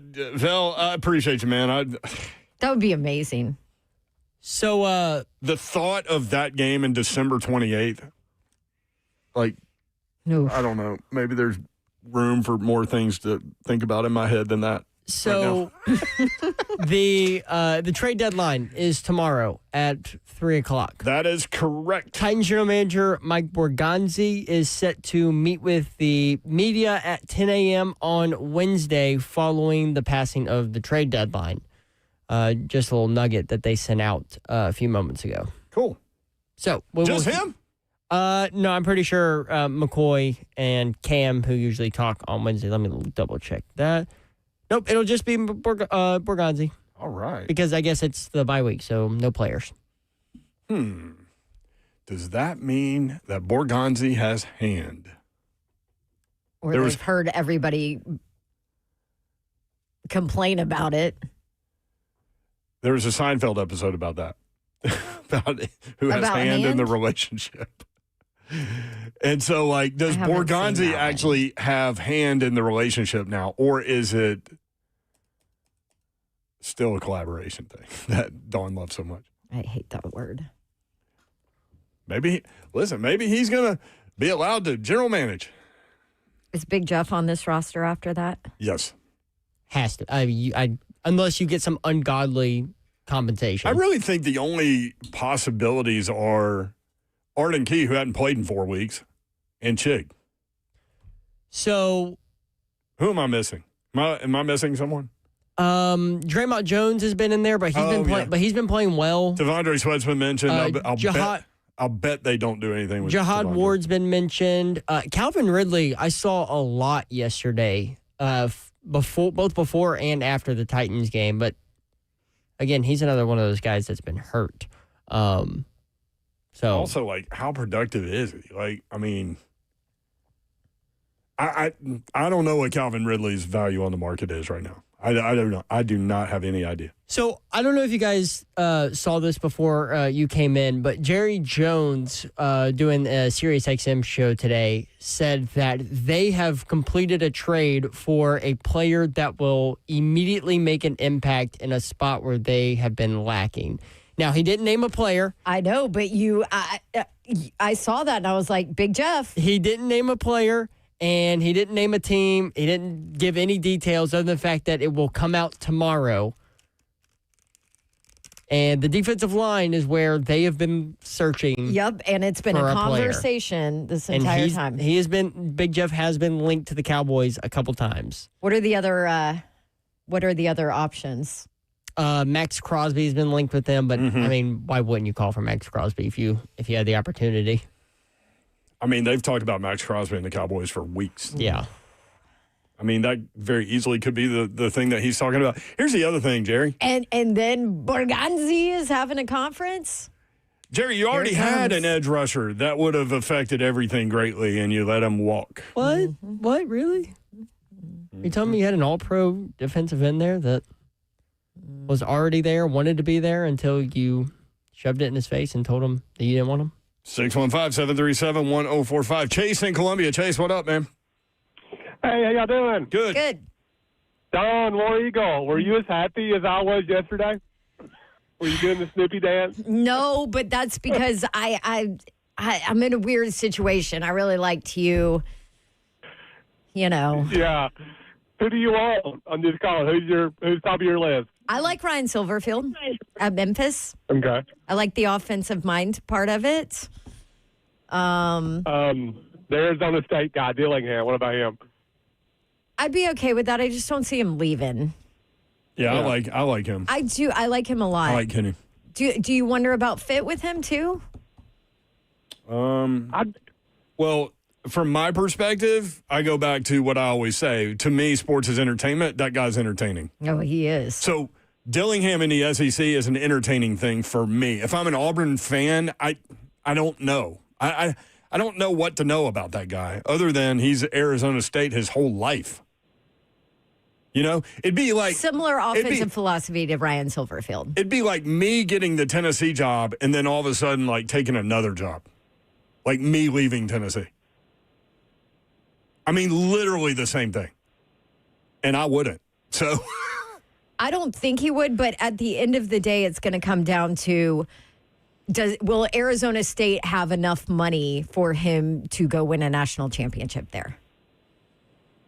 If not, then I could see him consider leaving.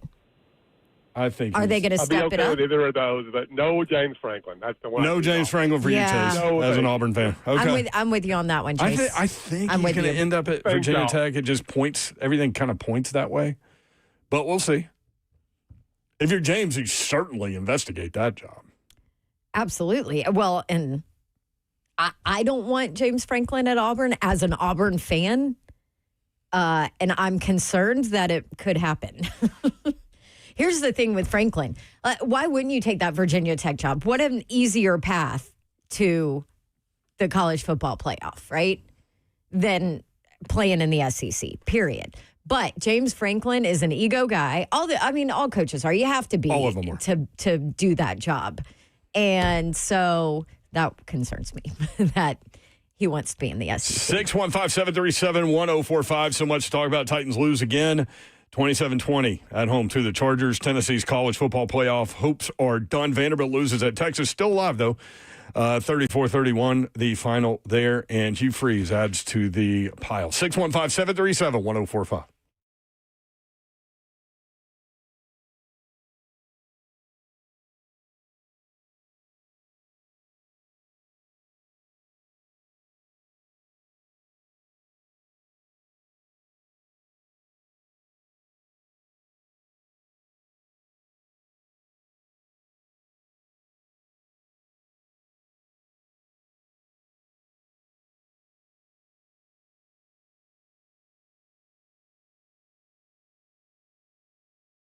If my math is right, and easily could not be, it could be incorrect. Hypel 43-18 at Tennessee since 2005. Before Hypel 101-96. Anyway, I've got an important message from our good friends at Bart Durham Injury Law. 615-242-9000 is the number. Go ahead and get that number into your phone. 615-242-9000. Some lawyers chase ambulances. They'll do anything to get your attention, but not Blair Durham and his team. If someone calls you after a wreck, they are breaking the law. That's right. There are lawyers out there breaking the law. Marine veteran Blair and his team at Bart Durham Injury Law do not play those games. 615-242-9000. When you make that call, they answer. They're local, trusted, and ready to fight for you. No gimmicks, just a team that is on your side from the start. 615-242-9000. So if you or someone you love is ever in a wreck, remember Blair's number or just simply get it into your phone. That's the easiest thing to do.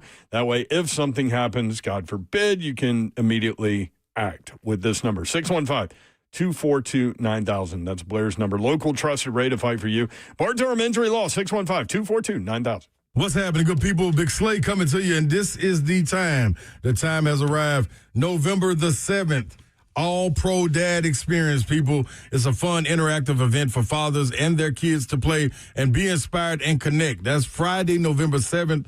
Go and register for your tickets today at allprodad.com. That's allprodad.com. Affordable quality time for all of your dads with your children. Use the promo code DAD, D-A-D, for $5 off. The All Pro Dad Experience is an opportunity for dads to connect with their kids and learn practical fatherhood tips through interactive games and relationship building exercises. It will be taking place at the Nissan Stadium.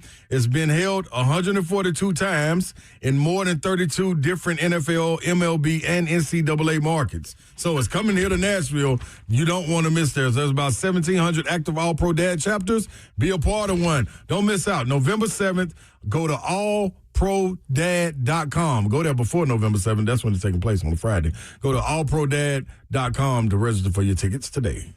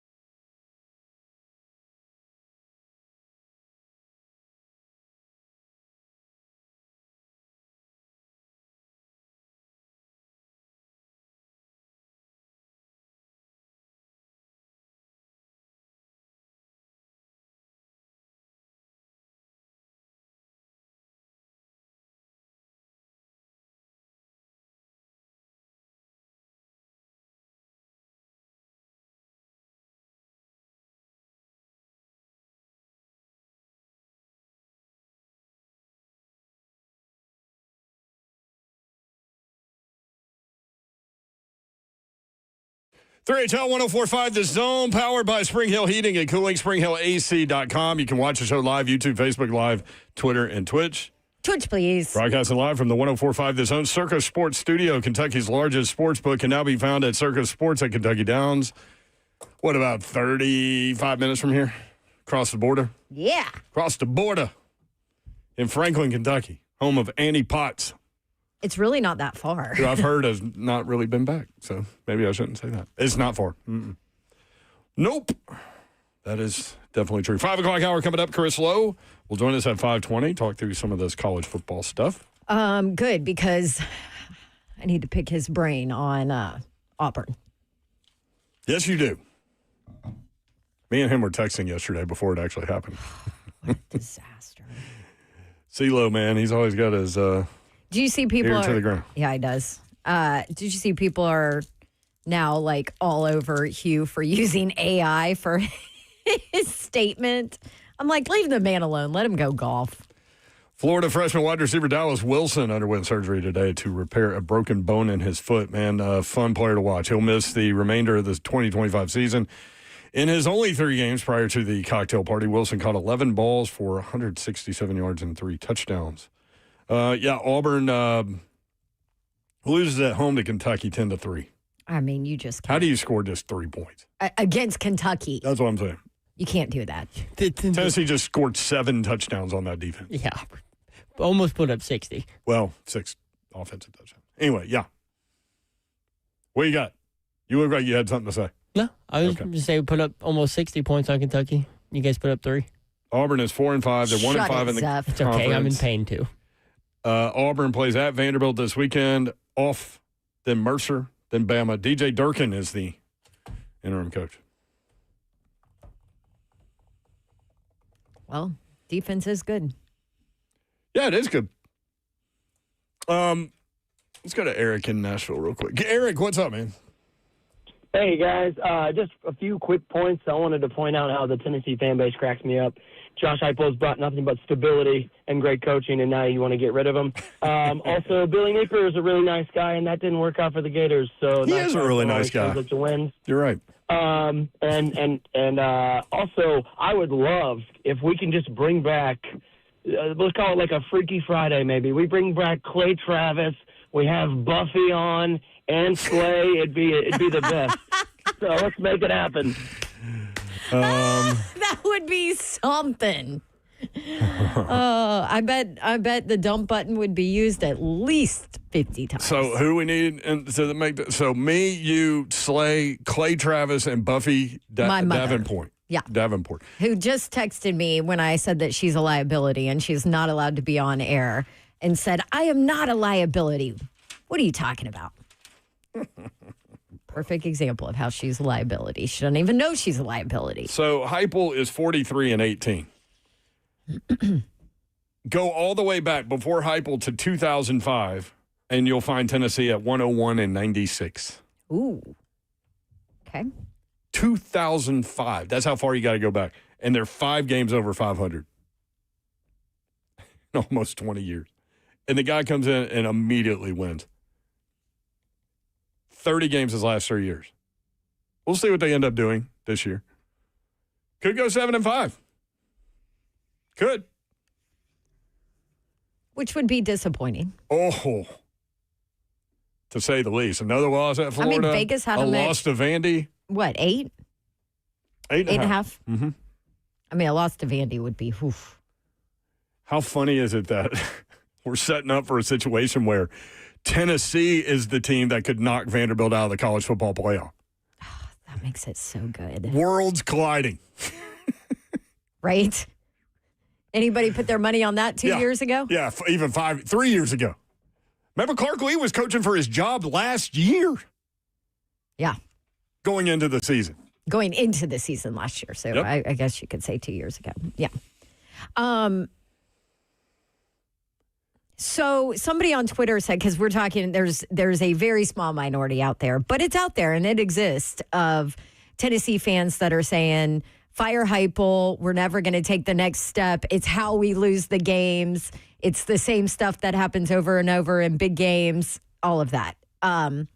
Those people. So what percentage of the fan base do you think it is? 3%? No, I think it's higher than that. You think it's higher than that? I absolutely So do. people can't get out of their head the fact that Tennessee has beaten Alabama twice in the last 4 years. Mm-hmm. People can't get out of their head that Tennessee has beaten Florida twice in the last 3 years. That they were in the college football playoff last year. Got stomped, but they were in it. Yeah. So I said, okay, well, hypothetically, Tennessee would be a top 5 job if it opened right now. And so CRG on Twitter came at me and said, you and Mayor are out of your damn mind to think the Vols would be a top opening. They'd be lucky to be in the top 5. Penn State, Florida, Auburn, and LSU are all better jobs, and Vols would be equal to Arkansas and Oklahoma State, maybe Virginia Tech.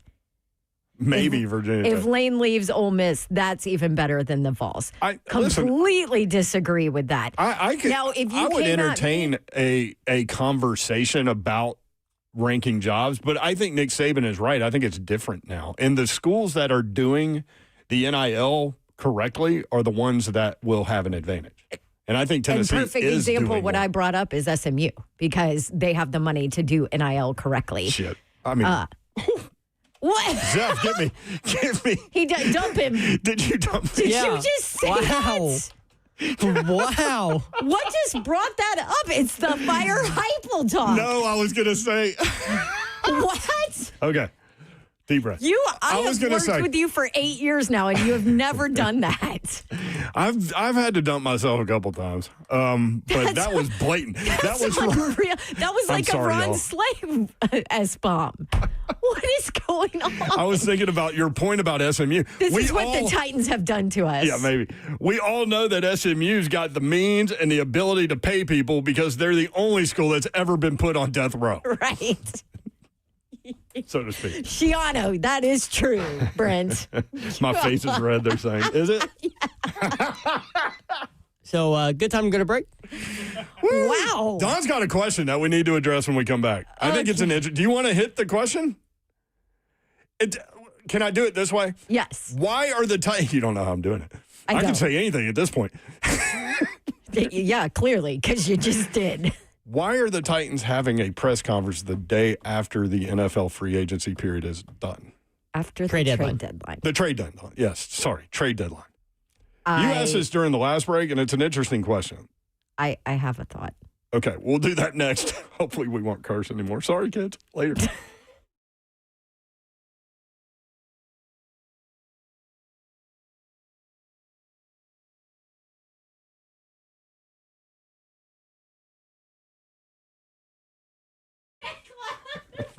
Oh, man. Ooh, baby. United Structural Systems, as they found it. You never know what's going to happen on 3HL. That's for sure. United Structural Systems is a foundation. And your mom's here listening. She's like, oh, my gosh, this is what you have to put up with? Babsy? Oh, man. Sorry, y'all. United Structural Systems, a foundation repair and waterproofing company that has served the Middle Tennessee area since 1994. If you've got foundation repair or waterproofing issues or questions, these are your guys. USSTN.com is the website. That's USSTN.com. When it comes to large home repairs, a lot of times homeowners pretend you don't want to see the warning signs. You're afraid maybe of what you're going to hear. This is especially true with waterproofing and foundation repair. It could be something big that needs to be fixed. It could be a small problem now that could become bigger, or it could be nothing. Bottom line is you don't know what you don't know, and you certainly don't want to be sold something you don't need. You need peace of mind, and United Structural Systems is the company to give you that. More than 30,000 100% satisfied residential customers, homeowners trust USS, keeping homes dry and stable. We guarantee our best. Call USS 615-488-7855. USS serving Middle Tennessee, Southern Kentucky, and Western Kentucky. Online, USSTN.com. What's happening, good people? Brentwood Jewelry, where you need to head to. Why? Well, I got something for you. You like style, right? Well, it's exceptional. If you like deals, that's exceptional as well. It's been happening every day for over 50 years, so why would it change? It's not. The Momley family stands on it. Just go on in there. Go to 7012 Church Street East, located in the heart of Brentwood. Tell them we told you to come by there. And just go around the entire store. I'm telling you. You're going to see so many nice things that you like, whether it be engagement rings, whether it be bracelets, whether it be rings, whether it be necklaces, earrings, watches. You cannot miss. They have something for everyone. Even if you have an heirloom at home and you probably like, man, I ought to get rid of this. I ain't trying to mess with this no more. Take it to them. Just see what they can do to it. Watch them put work their magic and bring it back to life for you. You can pass it down from generation to generation. That's what they do. It's real simple, real easy to find. 7012 Church Street East, located in the heart of Brentwood, just off Franklin Road, or on your handheld devices at BrentwoodJewelry.com.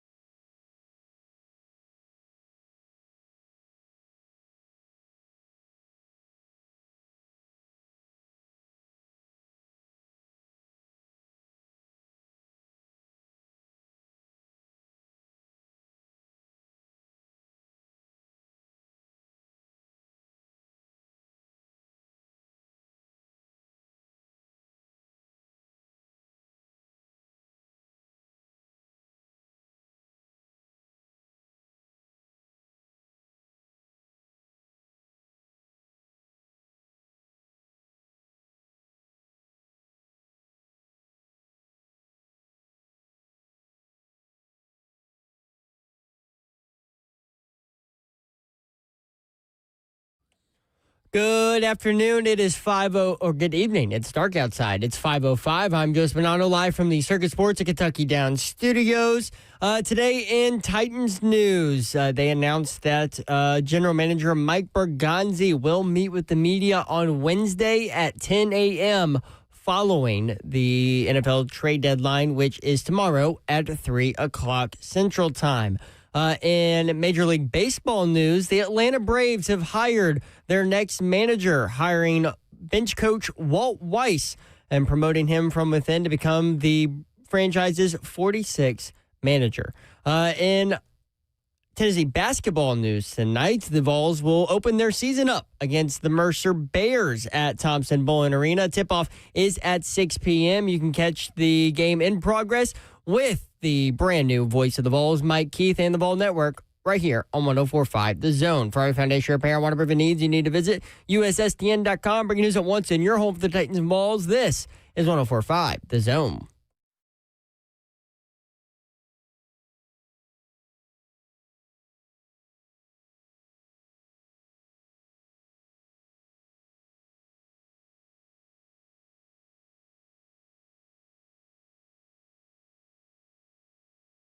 Three, 104.5 The Zone. Britt Doherty with you on a beautiful day in the Music City. Look at that, Babs. It's dark AF at 5. Oh, man. I hate it. Hate it. Spring forward and stay there, people. Let's go.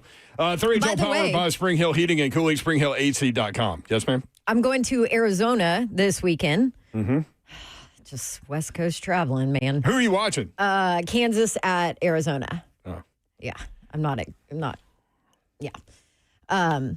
So the you know last what to do at Tucson, then. I do. The last Arizona game I worked, they were on whatever time zone, but they don't fall back. So this time, instead of a 3-hour difference, it's only a 2-hour difference because they just stay. They don't fall back. They don't spring for it. They just stay. I'm like, oh, this is Mayor's kind of place. Mm-hmm. Or is it 1 hour difference? Well, from us, From 1 us, hour. Yeah, Eastern time is 2. Crazy, huh?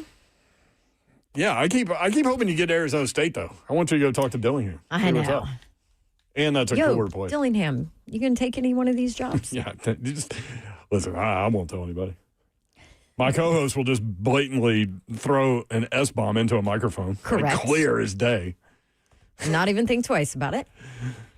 Oh, Yes, yeah, sorry, 1 hour from us. I was thinking Eastern time because Yes. all of my football stuff is given to me on Eastern time. So- Babsy is here, y'all. Yes. Let's go. Titans colonoscopy Monday for all those that celebrate. Presented by Dr. Jellyfinger. What is your mom doing in town? So I am throwing them a 50th wedding anniversary party in 2 weeks. And it's on a Sunday. I will have to fly straight in from my game. And so I needed them to come visit to be able to pick up tablecloths and centerpieces that I made and all the picture stuff that I did. I'm going all out. I mean, they've been married 50 years. We might as well go all out, right? Yep. And so I was like, listen, I cannot fly all of this stuff to you guys in Atlanta, so I'm going to need you to drive and come pick it up. So it'll be there on Sunday when I get in from whatever game I'm at. There you go. Is Big Tom here, too? Oh, yeah. Oh, okay. Big Tom's here. Okay. So the two of them in a car from Atlanta to Oh, here. God. Can you imagine? I mean, just imagine, married 50 years. I mean, if you've been married 50 years, you probably clearly hate each other, right? 50's a long time. Live from the 104.5 The Zone Circus Sports Studio, Kentucky's largest sports book can now be found at Circus Sports at Kentucky Downs. A lot going on today. It's been a wild show. A lot of people talking about there's a segment of the Tennessee fan base that got loud on social media wanting to fire Hypel for some unknown reason. We had a pastor call in and wanted to get it done. Pastor. Mm-hmm. Yep. What was his name? But Pastor Ken? Dan? Dan? It was Ken. Yeah. Okay, sorry. He prayed for us. He did pray for us. That was very nice of him. Yeah. And then one at Hypel gone. Yes. Titans lose again. This time at home. They will not lose this weekend because they do not play. First 1-8 start, unless I missed one. Listen, they covered Since for the first 1994. time in a really long time. I told y'all to pray for me when I made that bet, plus 10.5. And I guess Pastor Ken did. I don't know. Dear Lord, please let Brent collect that money. I'm sure that's a prayer. I'm sure that was a priority on the prayer chain. Oh man, but they did get it done. Second time this year, they have won the bet. Titans have scored 11 touchdowns in 9 games. They've given up 29. Okay, so Borgonzi is doing a presser on Wednesday. The trade deadline is done tomorrow at 3 o'clock Central Time. So by the time we go on the air, trade deadline will be over. So we'll see what's going on. From Diana Rossini, the Bengals won a first-round pick for defensive end Trey Hendrickson. Also, Miami traded edge rusher Jalen Phillips to the Eagles for a 2026 third-round pick. The Eagles have added Jalen Phillips, cornerback Jair Alexander, and cornerback Michael Carter this week. So some activity there. I can't remember if the Titans do this every year. I can't remember. So I scrolled their YouTube page back to a year ago. Look at you. Trade deadline. Detective Zeph. Yep. Yeah. I'm learning from Detective Don. Trade deadline November 5th last year, so right after week 9, right after they beat the Patriots. I did not see a general manager press conference video on their YouTube from a year ago. Dun, dun, dun. I texted Rhett Bryan, executive producer of Titans Radio. He said he wasn't completely sure if they do it every year, but he also said it could be one of those things where the GM is made available because of the bye week, and no coaches don't have any coaches or players. no coaches or players. The other part of that, Easton Freeze tweeted this out, saying that the media has been requesting to speak with Borgonzi since the Brownlee trade. And the PR team picked, I guess, this week to set that up for them. Okay, well, are you ready for conspiracy theory? I like Conspiracy Dawn. She's here. She's one of my favorite characters. Mm-hmm. She is full blown. Conspiracy Babsy. Okay, Cowboys owner Jerry Jones on Sirius Radio a couple of hours ago. Actually, not even a couple hours ago. Said the team just made a trade, but will not disclose who they acquired. On the trade, immediately, we will have him on the field. What do the Cowboys need and want? Okay. Interesting. Because if it's Big Jeff, he's hurt. But is he? Oh, here we go. Yes, he is. Conspiracy Babs. You know 100% Big Jeff would be out there if he was not hurt. You've met Big Jeff. You've met him. You've met him more than everybody else on this show. I agree with you. Yes, but maybe he's healthy. You're saying he's being forced? No, maybe he's getting healthy. Oh, he has healthy. gotten healthy he's gotten now. there. Mm-hmm. I mean, maybe he was close last week. I mean, with this group, anything's possible. Yes. So, because of that, and this is conspiracy theory, Don, and the fact that the Titans presser is right after the trade deadline, the day after the trade deadline, I think they deal Big Jeff. Oh, Lord have mercy. I think how many times are you trying to get me to Jeff. curse into a microphone during the same show? Big Jeff to the Cowboys. Shiano. What if it's not Big Jeff? What if it's Tavondre Sweat? That's a guy that can come in and play immediately. Yeah, but he's young enough to where he can be a piece for you moving forward. By the time you get this right, where's Big Jeff going to be? That's a good point. I mean, there's been some questionable trades anyway. He's set to get paid, and this group hadn't shown any move toward paying anybody. Well, he got that little 17th game bump from. Oh my gosh! Stop. Little happy. We didn't money. even mention that on the show. Don, there are other options that Jerry Jones could be talking about, right? Oh, Crosby is one of Max them. Crosby's the one that they've been hinting at. Who else? The Trey Hendrickson. Hendrickson, from the isn't he? Bengals. Because they never. He's been dealing figured with that out. He's been right? dealing with some injury stuff too. I just mentioned but has him. he? Rossini. I like conspiracy babs. I mentioned this a minute ago. From Diana Rossini, the Bengals won a first-round pick for defensive end Trey Hendrickson. What would you be okay with getting for Big Jeff? At a first. Would you take a second? You'd have to package something with it. Like a second, a fourth, second, and a fifth. I don't think you're getting a first. I don't think you're getting a first. So if they come at you with a second-round pick for Big Jeff, would you do it? With something else? I think they'd have to package something else with it. 615-737-1045. Jael just says, Don just spoiled my jello.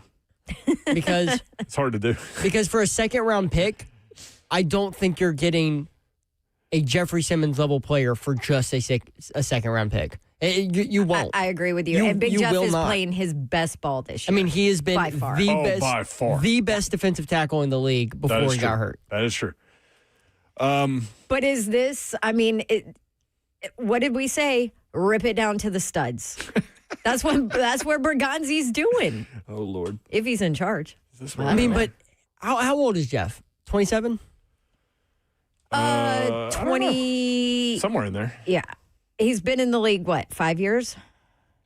Sorry. He is 28. Okay, he's 28 years old. Just turned 28. Yeah. I mean, think about it. This team is at least 2 years away. Unless you go spin big, which the Titans have said they are not doing.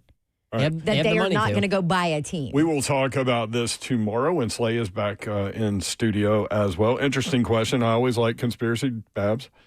Chris Lowe will join us next. We'll talk a bunch of college football with him. 3HL 1045 The Zone.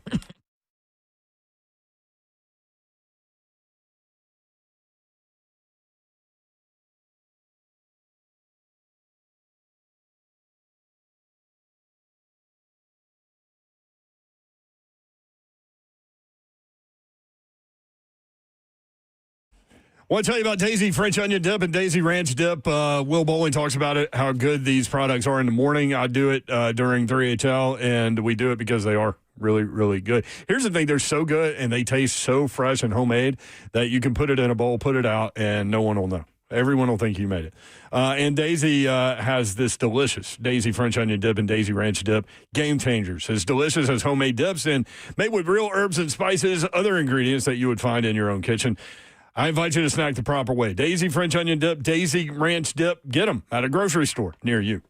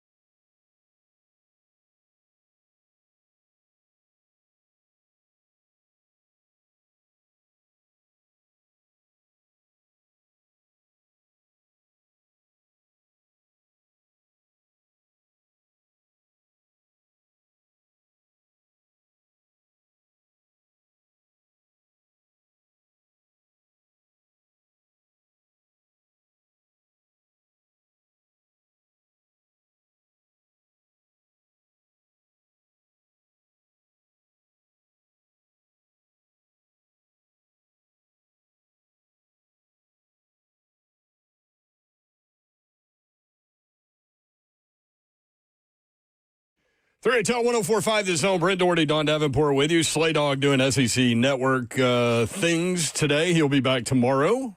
Appreciate you being with us. Crazy day on the big show today. People wanting to fire Hypel. One of the hosts just dropping an S-bomb into a microphone. Yeah, I wonder who that was. Not me, for the record. That would be me. Not me. You're the only host that hasn't dropped an S-bomb into a microphone over the course of the last couple of weeks. That's right. True professional over here. That's right. Chris Lowe joins us from on3.com. Chris, what's up? How are you? I'm doing great, guys. It's good to be with you. Got to talk to our man Slay last night as he was headed out to the SEC Network studios. There you go. So, what percentage of the Tennessee fan base do you think wants Hypel fired? You know, it's uncanny you mentioned that as you're bringing me on. I was sitting here working on a column that'll run tomorrow on sort of where Tennessee is and, you know, fact and fiction surrounding that program. And I'll just give you a little taste of it. You really, you know, there's the old saying that, you know, you learn from history or you repeat it. I would suggest that Tennessee fans go back and look over the last 40, 50 years at that program, where it's been, what it hasn't done, what it has done.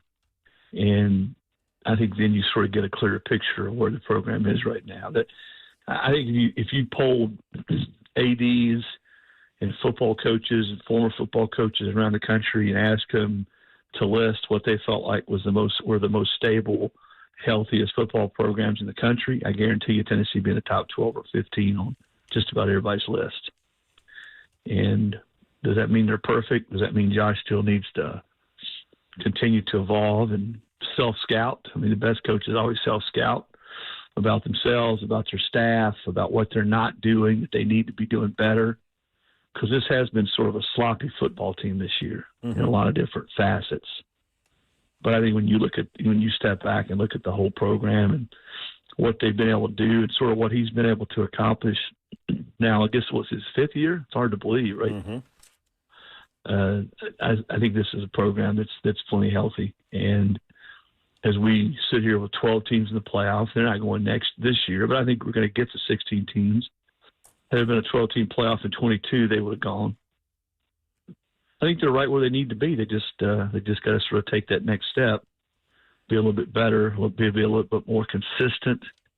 And the defense has not played well this year, but we all are guilty. I'm probably the front of the line. I'm raising my hands. I'm talking to you guys. We're all guilty sometimes of having short memories. I'll ask you guys, why was Tennessee in the playoff last year?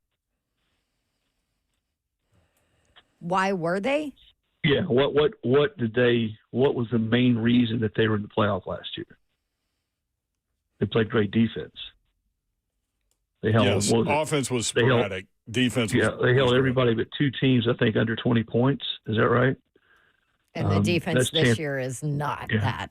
No, it's not. And they played well enough Saturday to win, though. They played well enough on defense Saturday to win. You're right, Brent. And you know, they're shorthanded. I mean, how many teams in the country can start a season without their 2 best corners or play the entire season and not have some drop off?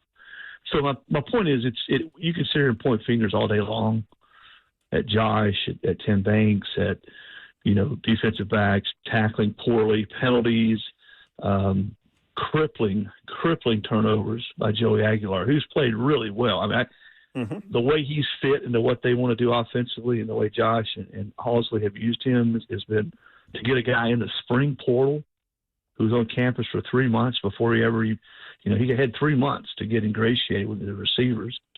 There's been a lot of good things, but you can't beat Oklahoma and you can't beat Alabama when you have some of the crippling turnovers they've had, in 2 of the last 3 games. I mean, and going back to the defense, they've been up 16 points in their last 3 games. Tennessee has, when the defense hasn't even been on the field. Good point, Chris Lowe from on3.com. You can read his content tomorrow there and anytime. Lots of jobs open. Babsy.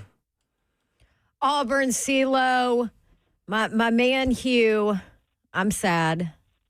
I thought he should have started a different quarterback this year. But anyway, that's beyond the conversation. Who's up for that Auburn job? Where are they looking?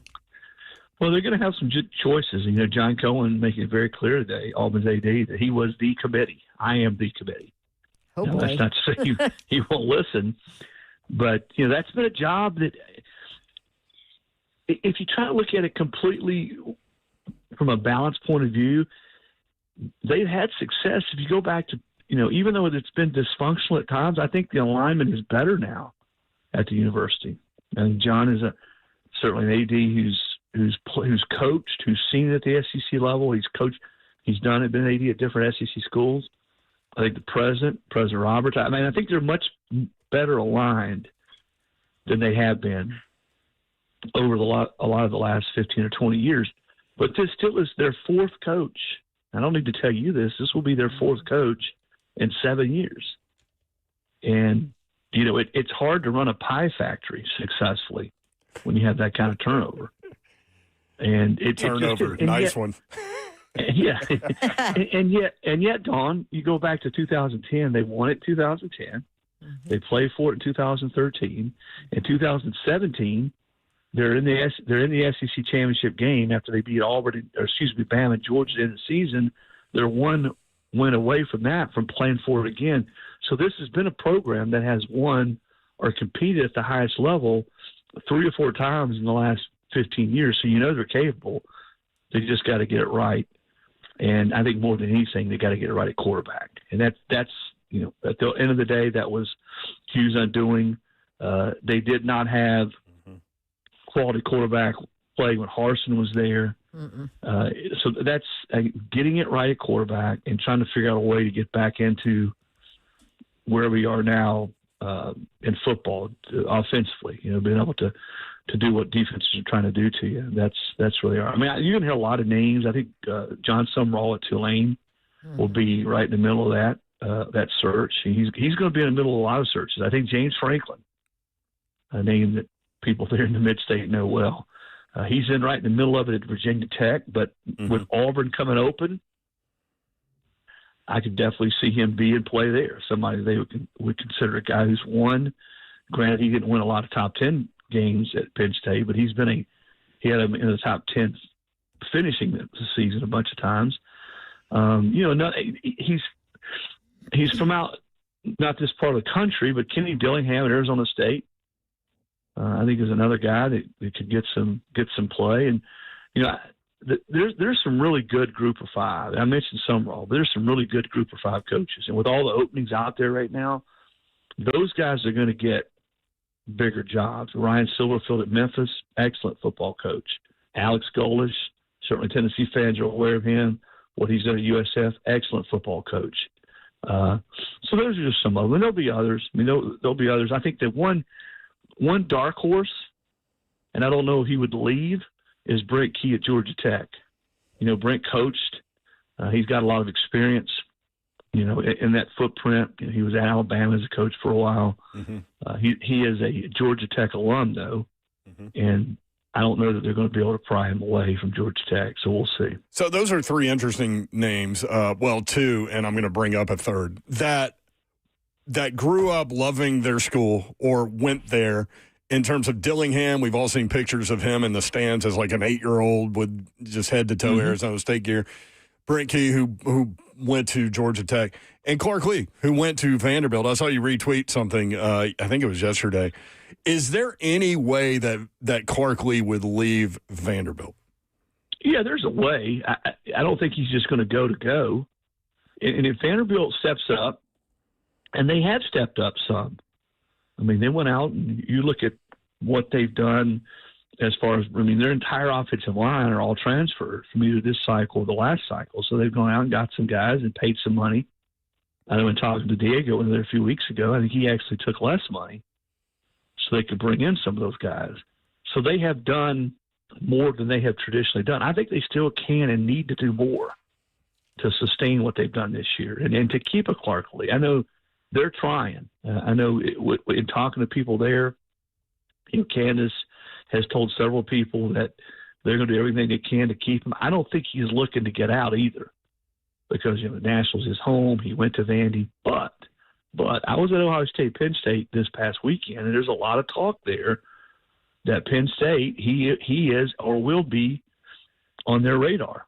Now, if Penn State comes after him and he's their guy, if you're Clark Lee, I think that's a job you got to listen to. Now, it's weird that their last coach, James Franklin, also came from Vanderbilt, so that would be a little bit odd. But I think a school like that, if they come after him, and Clark is certainly commodity with what he's done at Vandy. Even Auburn. I don't know what I haven't talked to Clark, and listen, he's such a pro. He's thinking about his football team right now.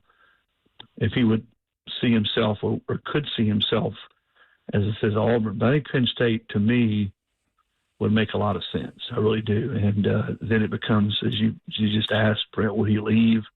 What would it take for him to leave? I know he's put a lot of blood, sweat, and tears into getting Vandy to where they are right now. And it's still a team. I know that was a disappointing loss for them, getting way behind like they did against Texas. But it's still a team. If they can win out and get to 10-2, then they're going to have a shot to get in the playoff. Mm-hmm.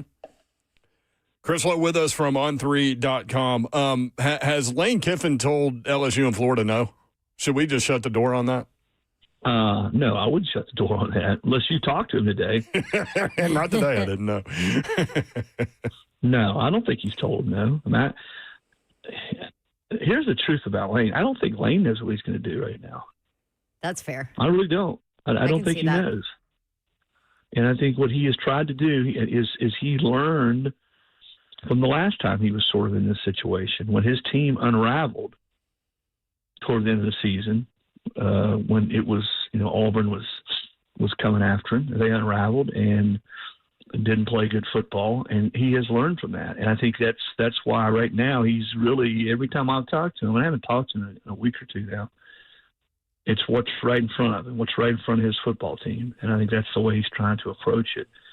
But he's clearly a guy that's on both LSU's radar and Florida's radar. And I don't think he's closed the door on anything. And yet he's also very happy at Ole Miss and very grateful that they have given him the tools and the money there to win at a high level. I mean, listen, he told me Keith Carter, the Ole Miss AD, probably deserves, well, I know he does. He deserves a lot more credit than he's probably been given for where they are right now in football. And they did a good job basketball too, bringing in Chris Beard. So he's very close with Lane. Lane is very grateful to Keith for giving him a shot. As Lane told me, hey, there were a lot of people knocking on my door, and Keith believed in him and brought him there and gave him a shot, and it's worked out for everybody. So that part of it, I know we've seen Lane talk about it in the E60 piece that ESPN did on. That's all legit. But that doesn't mean that I'm never leaving here. That if I think Florida or LSU is a better fit for me, or what I want to do and where I am in my career, and not to say it's like these are one of those jobs that are head and shoulders above Ole Miss in this day and age. But sometimes in life we want different challenges. We look at things maybe a little bit differently when we get older. Lane's 50. And I know he loves having his family there with him. But you know what? They can go with him to Florida. They can go with him to LSU. So I don't think that's a deal breaker. So what I'm saying is anybody who says they know, and I've had a lot of people tell me that, he's definitely gone or he's definitely sent Ole Miss. I don't think so, because I don't think Lane knows what he wants to do right now. Either way, you're not saying either way. You think he has. Yeah, I just don't think I don't think he spent a lot of time weighing it. I mean, I think he's really trying hard to concentrate and coach his football team, because he feels like he's got a really good team and a team that's hungry and a team that's got a great chance, not only to get to the playoff, but maybe make some noise in the playoff. I know everybody says, well, what if that happens? Then that definitely rules him out of going to LSU and Florida. Well, no, I don't think that's necessarily a deal breaker. There's a way to work that out. But I think the rest of us, the media and fans at all these schools, we're all talking about it and trying to sort of hash it out and navigate it. I think the thing with Lane is he's not doing that. He's just not going there. Chris, I know you've spent a lot of time with Nick Saban over the years, and he said something interesting to me. Or said something that I found interesting. He didn't say it to me. I didn't talk to him the other day, but anyway, his point was the jobs that you think are the coveted jobs are not the same jobs that they once were. Yeah. And I thought that was an interesting way to look at these massive openings: LSU, Florida, Auburn, Arkansas, Penn State, Oklahoma State, UCLA, Virginia Tech. I mean, you go down the list, and there are going to be more. Mm-hmm. But I thought that was an interesting point. Yeah, I actually, I did actually. I'm going to one up you here, okay? I actually did talk to Nick Saban last week. Yeah, that's the ultimate name drop, isn't it? Yeah, it is. And did a story on that very thing. He talked very candidly to me about that. He said, what makes a great job now, or what used to make a great job 5, 6, 7, 8, 9 years ago, doesn't necessarily make it a great job now. He said the most important thing is, do you have people surrounding your program who have money, number one, and are willing to invest that money so you can build your roster? He said that's the most important thing. And he used Lane as an example. He said they've done that at Ole Miss. He's been able to go out and get transfers and beat teams and pay guys a lot of money to come in. And what used to be, facilities, resources, fan base, tradition, all those type things don't matter as much now, because it's, hey, do you got the cash to be able to build a championship caliber roster? And I think that's why you see, Vanderbilt and Georgia Tech and Texas Tech, Ole Miss, or you sort of close the gap. Indiana. I mean, Indiana just, they brought in a ton of transfers. A lot of those guys came with signature from James Madison, and those kids, guys like the Surratt kid at receiver, Mendoza at quarterback, those kids are players. You could have gone a lot of places. Mm-hmm. So I think that's what Nick is saying, and it was certainly my conversation with him about that's what he was trying to convey. That said, though, I still think at a place like LSU, if you can get all the politics out of it, and good luck with that. Literally. Yeah. That's the type of place with the talent base there in that state. Those kids all grow up wanting to be LSU Tigers, as Coach Ogeron says. And they play a really good brand of high school football in that state. And you don't have another school that you're trying to fight off. That type of talent, as one coach told me who has coached there in the past, and he's coached several places in the SEC footprint and Southern footprint, even out of the Midwest. So he's a good one to sort of bounce us off of. He said, I've never coached at a place where year in and year out you had a better chance to go out and sign the quality of player that it takes to win a national championship every single year than LSU, which in my mind makes it, if not the best job in America, one of the best jobs in America. Will someone hire Jimbo? Well, I think they should. I mean, if you're looking for a guy who's won championships, and I know he maybe wore out his welcome a little bit there towards the end at Texas A&M, and didn't have a lot of people get up on the table and pound their fist to keep him. But he is a proven coach. He's won at a high level. He won conference championships at Florida State. He won a national championship there. And really in the COVID year, they really sort of got squeezed. They should have been the fourth team in the playoff that year when Notre Dame got in at Texas A&M. But it just sort of bottomed out there. There's so many jobs. I mean, who's going to fill them all? That's right. Have you interviewed anywhere? I mean, good grief. What if Norvell gets fired? Seriously. What if Fickle gets fired at Wisconsin? Oh, I forgot about Fickle. That's another one. got What if 2 Aranda wins. gets fired at Baylor? What about Mark Stoops at Kentucky? I mean, we're not done yet. We're not done. So somebody's going to have to fill all these jobs. And as I said earlier, there are some really good, solid Group of 5 coaches that are going to get shots. Hey, listen, Brian Hartline, the OC at Ohio State, I was up there this week. He's been sort of picky. He's been there now about, 9 years at Ohio State. There's going to be a lot of interest in him because he's a guy that has, you look at what they've been able to do at quarterback, what they've done right on through offensively. Guys like him are going to get a shot. Colin Klein, the OC, Mike Elko's OC at Texas A&M, he's going to get a shot. Again, there's just so many jobs open. We have never seen a year, a cycle like this one, where there are going to be so many jobs open, and you're going to have a pool of guys that can fill them. It's going to be fun for you. Colin Klein, he played quarterback at Kansas State. Is that the same guy? Yep. Yeah. Played for Bill Snyder. Was in I want to say he was a Heisman finalist one year at K-State. But, yeah, he played for Bill Snyder there. And he's been a guy the last couple of years. I think he interviewed for the Notre Dame OC job at one point, didn't go, and Elko was able to get him at A&M. But, no, he's a guy that's going to get Will Stein at Oregon, another coordinator that's going to draw a lot of interest. And you think about some of the best coaches out there now, everybody wants an established sitting head coach. That's sort of the baseline, right? Well, Kirby Smart wasn't an established sitting head coach. Dan Lanning wasn't. Marcus Freeman wasn't. They're all doing pretty well. True enough. Chris Lowe on 3.com every Monday with us. CeeLo, appreciate it. The podcast coming out? Yeah, it was up last night. Yeah, the great Ron Slay. The great Ron Slay. You can go access it on anywhere you get your podcast, YouTube, but the RTI Lowdown with Ron Slay. Hey, we couldn't get Slay on. For a while there, I just started putting my microphone down, headset down, and just let him talk, man. It's tough work if you can get it.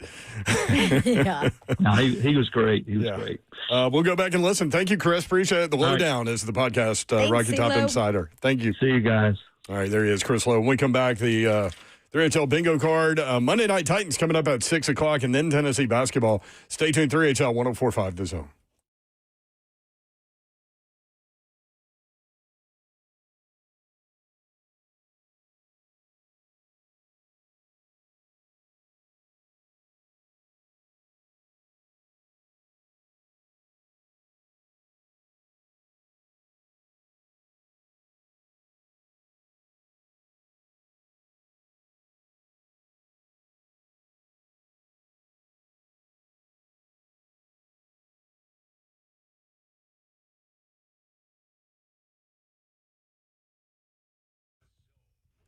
All right. Imagine if your Wi-Fi was a lot smarter. Picture it. Your TV, your phone, your laptop, all of it working together to make life easier for you. Well, let me tell you who does that. Xfinity. They make that dream a reality. Devices so in sync that you would think they are telepathic. Really smart Wi-Fi that knows when your device needs a boost, and the best equipment to stream 4 games at once with multi-view, especially right now if you're having some carrier issues with some of the football games. Yeah, you need Xfinity. Xfinity Mobile gives you Wi-Fi where you need it and 5G everywhere else on top of it. And that is the magic of Xfinity. It's seamlessly in tune with you. We love our Xfinity Wi-Fi. It lets us do so many things at the same time, and it can for you too. Xfinity, imagine that. Some restrictions apply, but to get started, visit Xfinity.com. You can just drop into an Xfinity store today or call 1-800-XFINITY. Dickens Turf and Landscape Supply, if you're looking for that equipment that you need to keep that lawn in its beautiful, pristine shape. My guys at Dickens Turf and Landscape Supply can help you out. DickensSupply.com is the website. Trey Hartsook is here with more. Trey? Hey, Brent, I'll tell you, man, once you get that grass looking good, it's weed-free, it's lush, it's green, something we got to do, no matter what, is we got to cut it. And at Dickens Supply, we have the best brands in the industry, whether it's Toro, Ferris, Snapper, Wright, and on the two-cycle side of things, Echo, Shindawa, Steel, Red Max. Buy where the pros buy. There's a reason that when you see the trucks rolling through, they're professional landscape contractors. They have certain brands on their trucks that they trust to put food on their table. At Dickens Supply, we sell those brands right here. Whether you have 0.3 of an acre and you're a weekend warrior that wants to get it done, or you're a professional landscape contractor, we have the equipment that you need to get that stuff taken care of. So if you got any questions about mowers, we can sell them, we can service them. If yours breaks down, we can work on it. So we're full shop when it comes to the service side of things, and we love to sell you a new one. So if you got any questions whatsoever, please give us a shot on your next equipment purchase. We're conveniently located in Auburn, Middle Tennessee. Got locations in Nashville, Hendersonville, Murfreesboro, Bellevue, Brentwood, Longmore, Mount Juliet, and Franklin. If you can't get a hold of us, check us online, DickensSupply.com.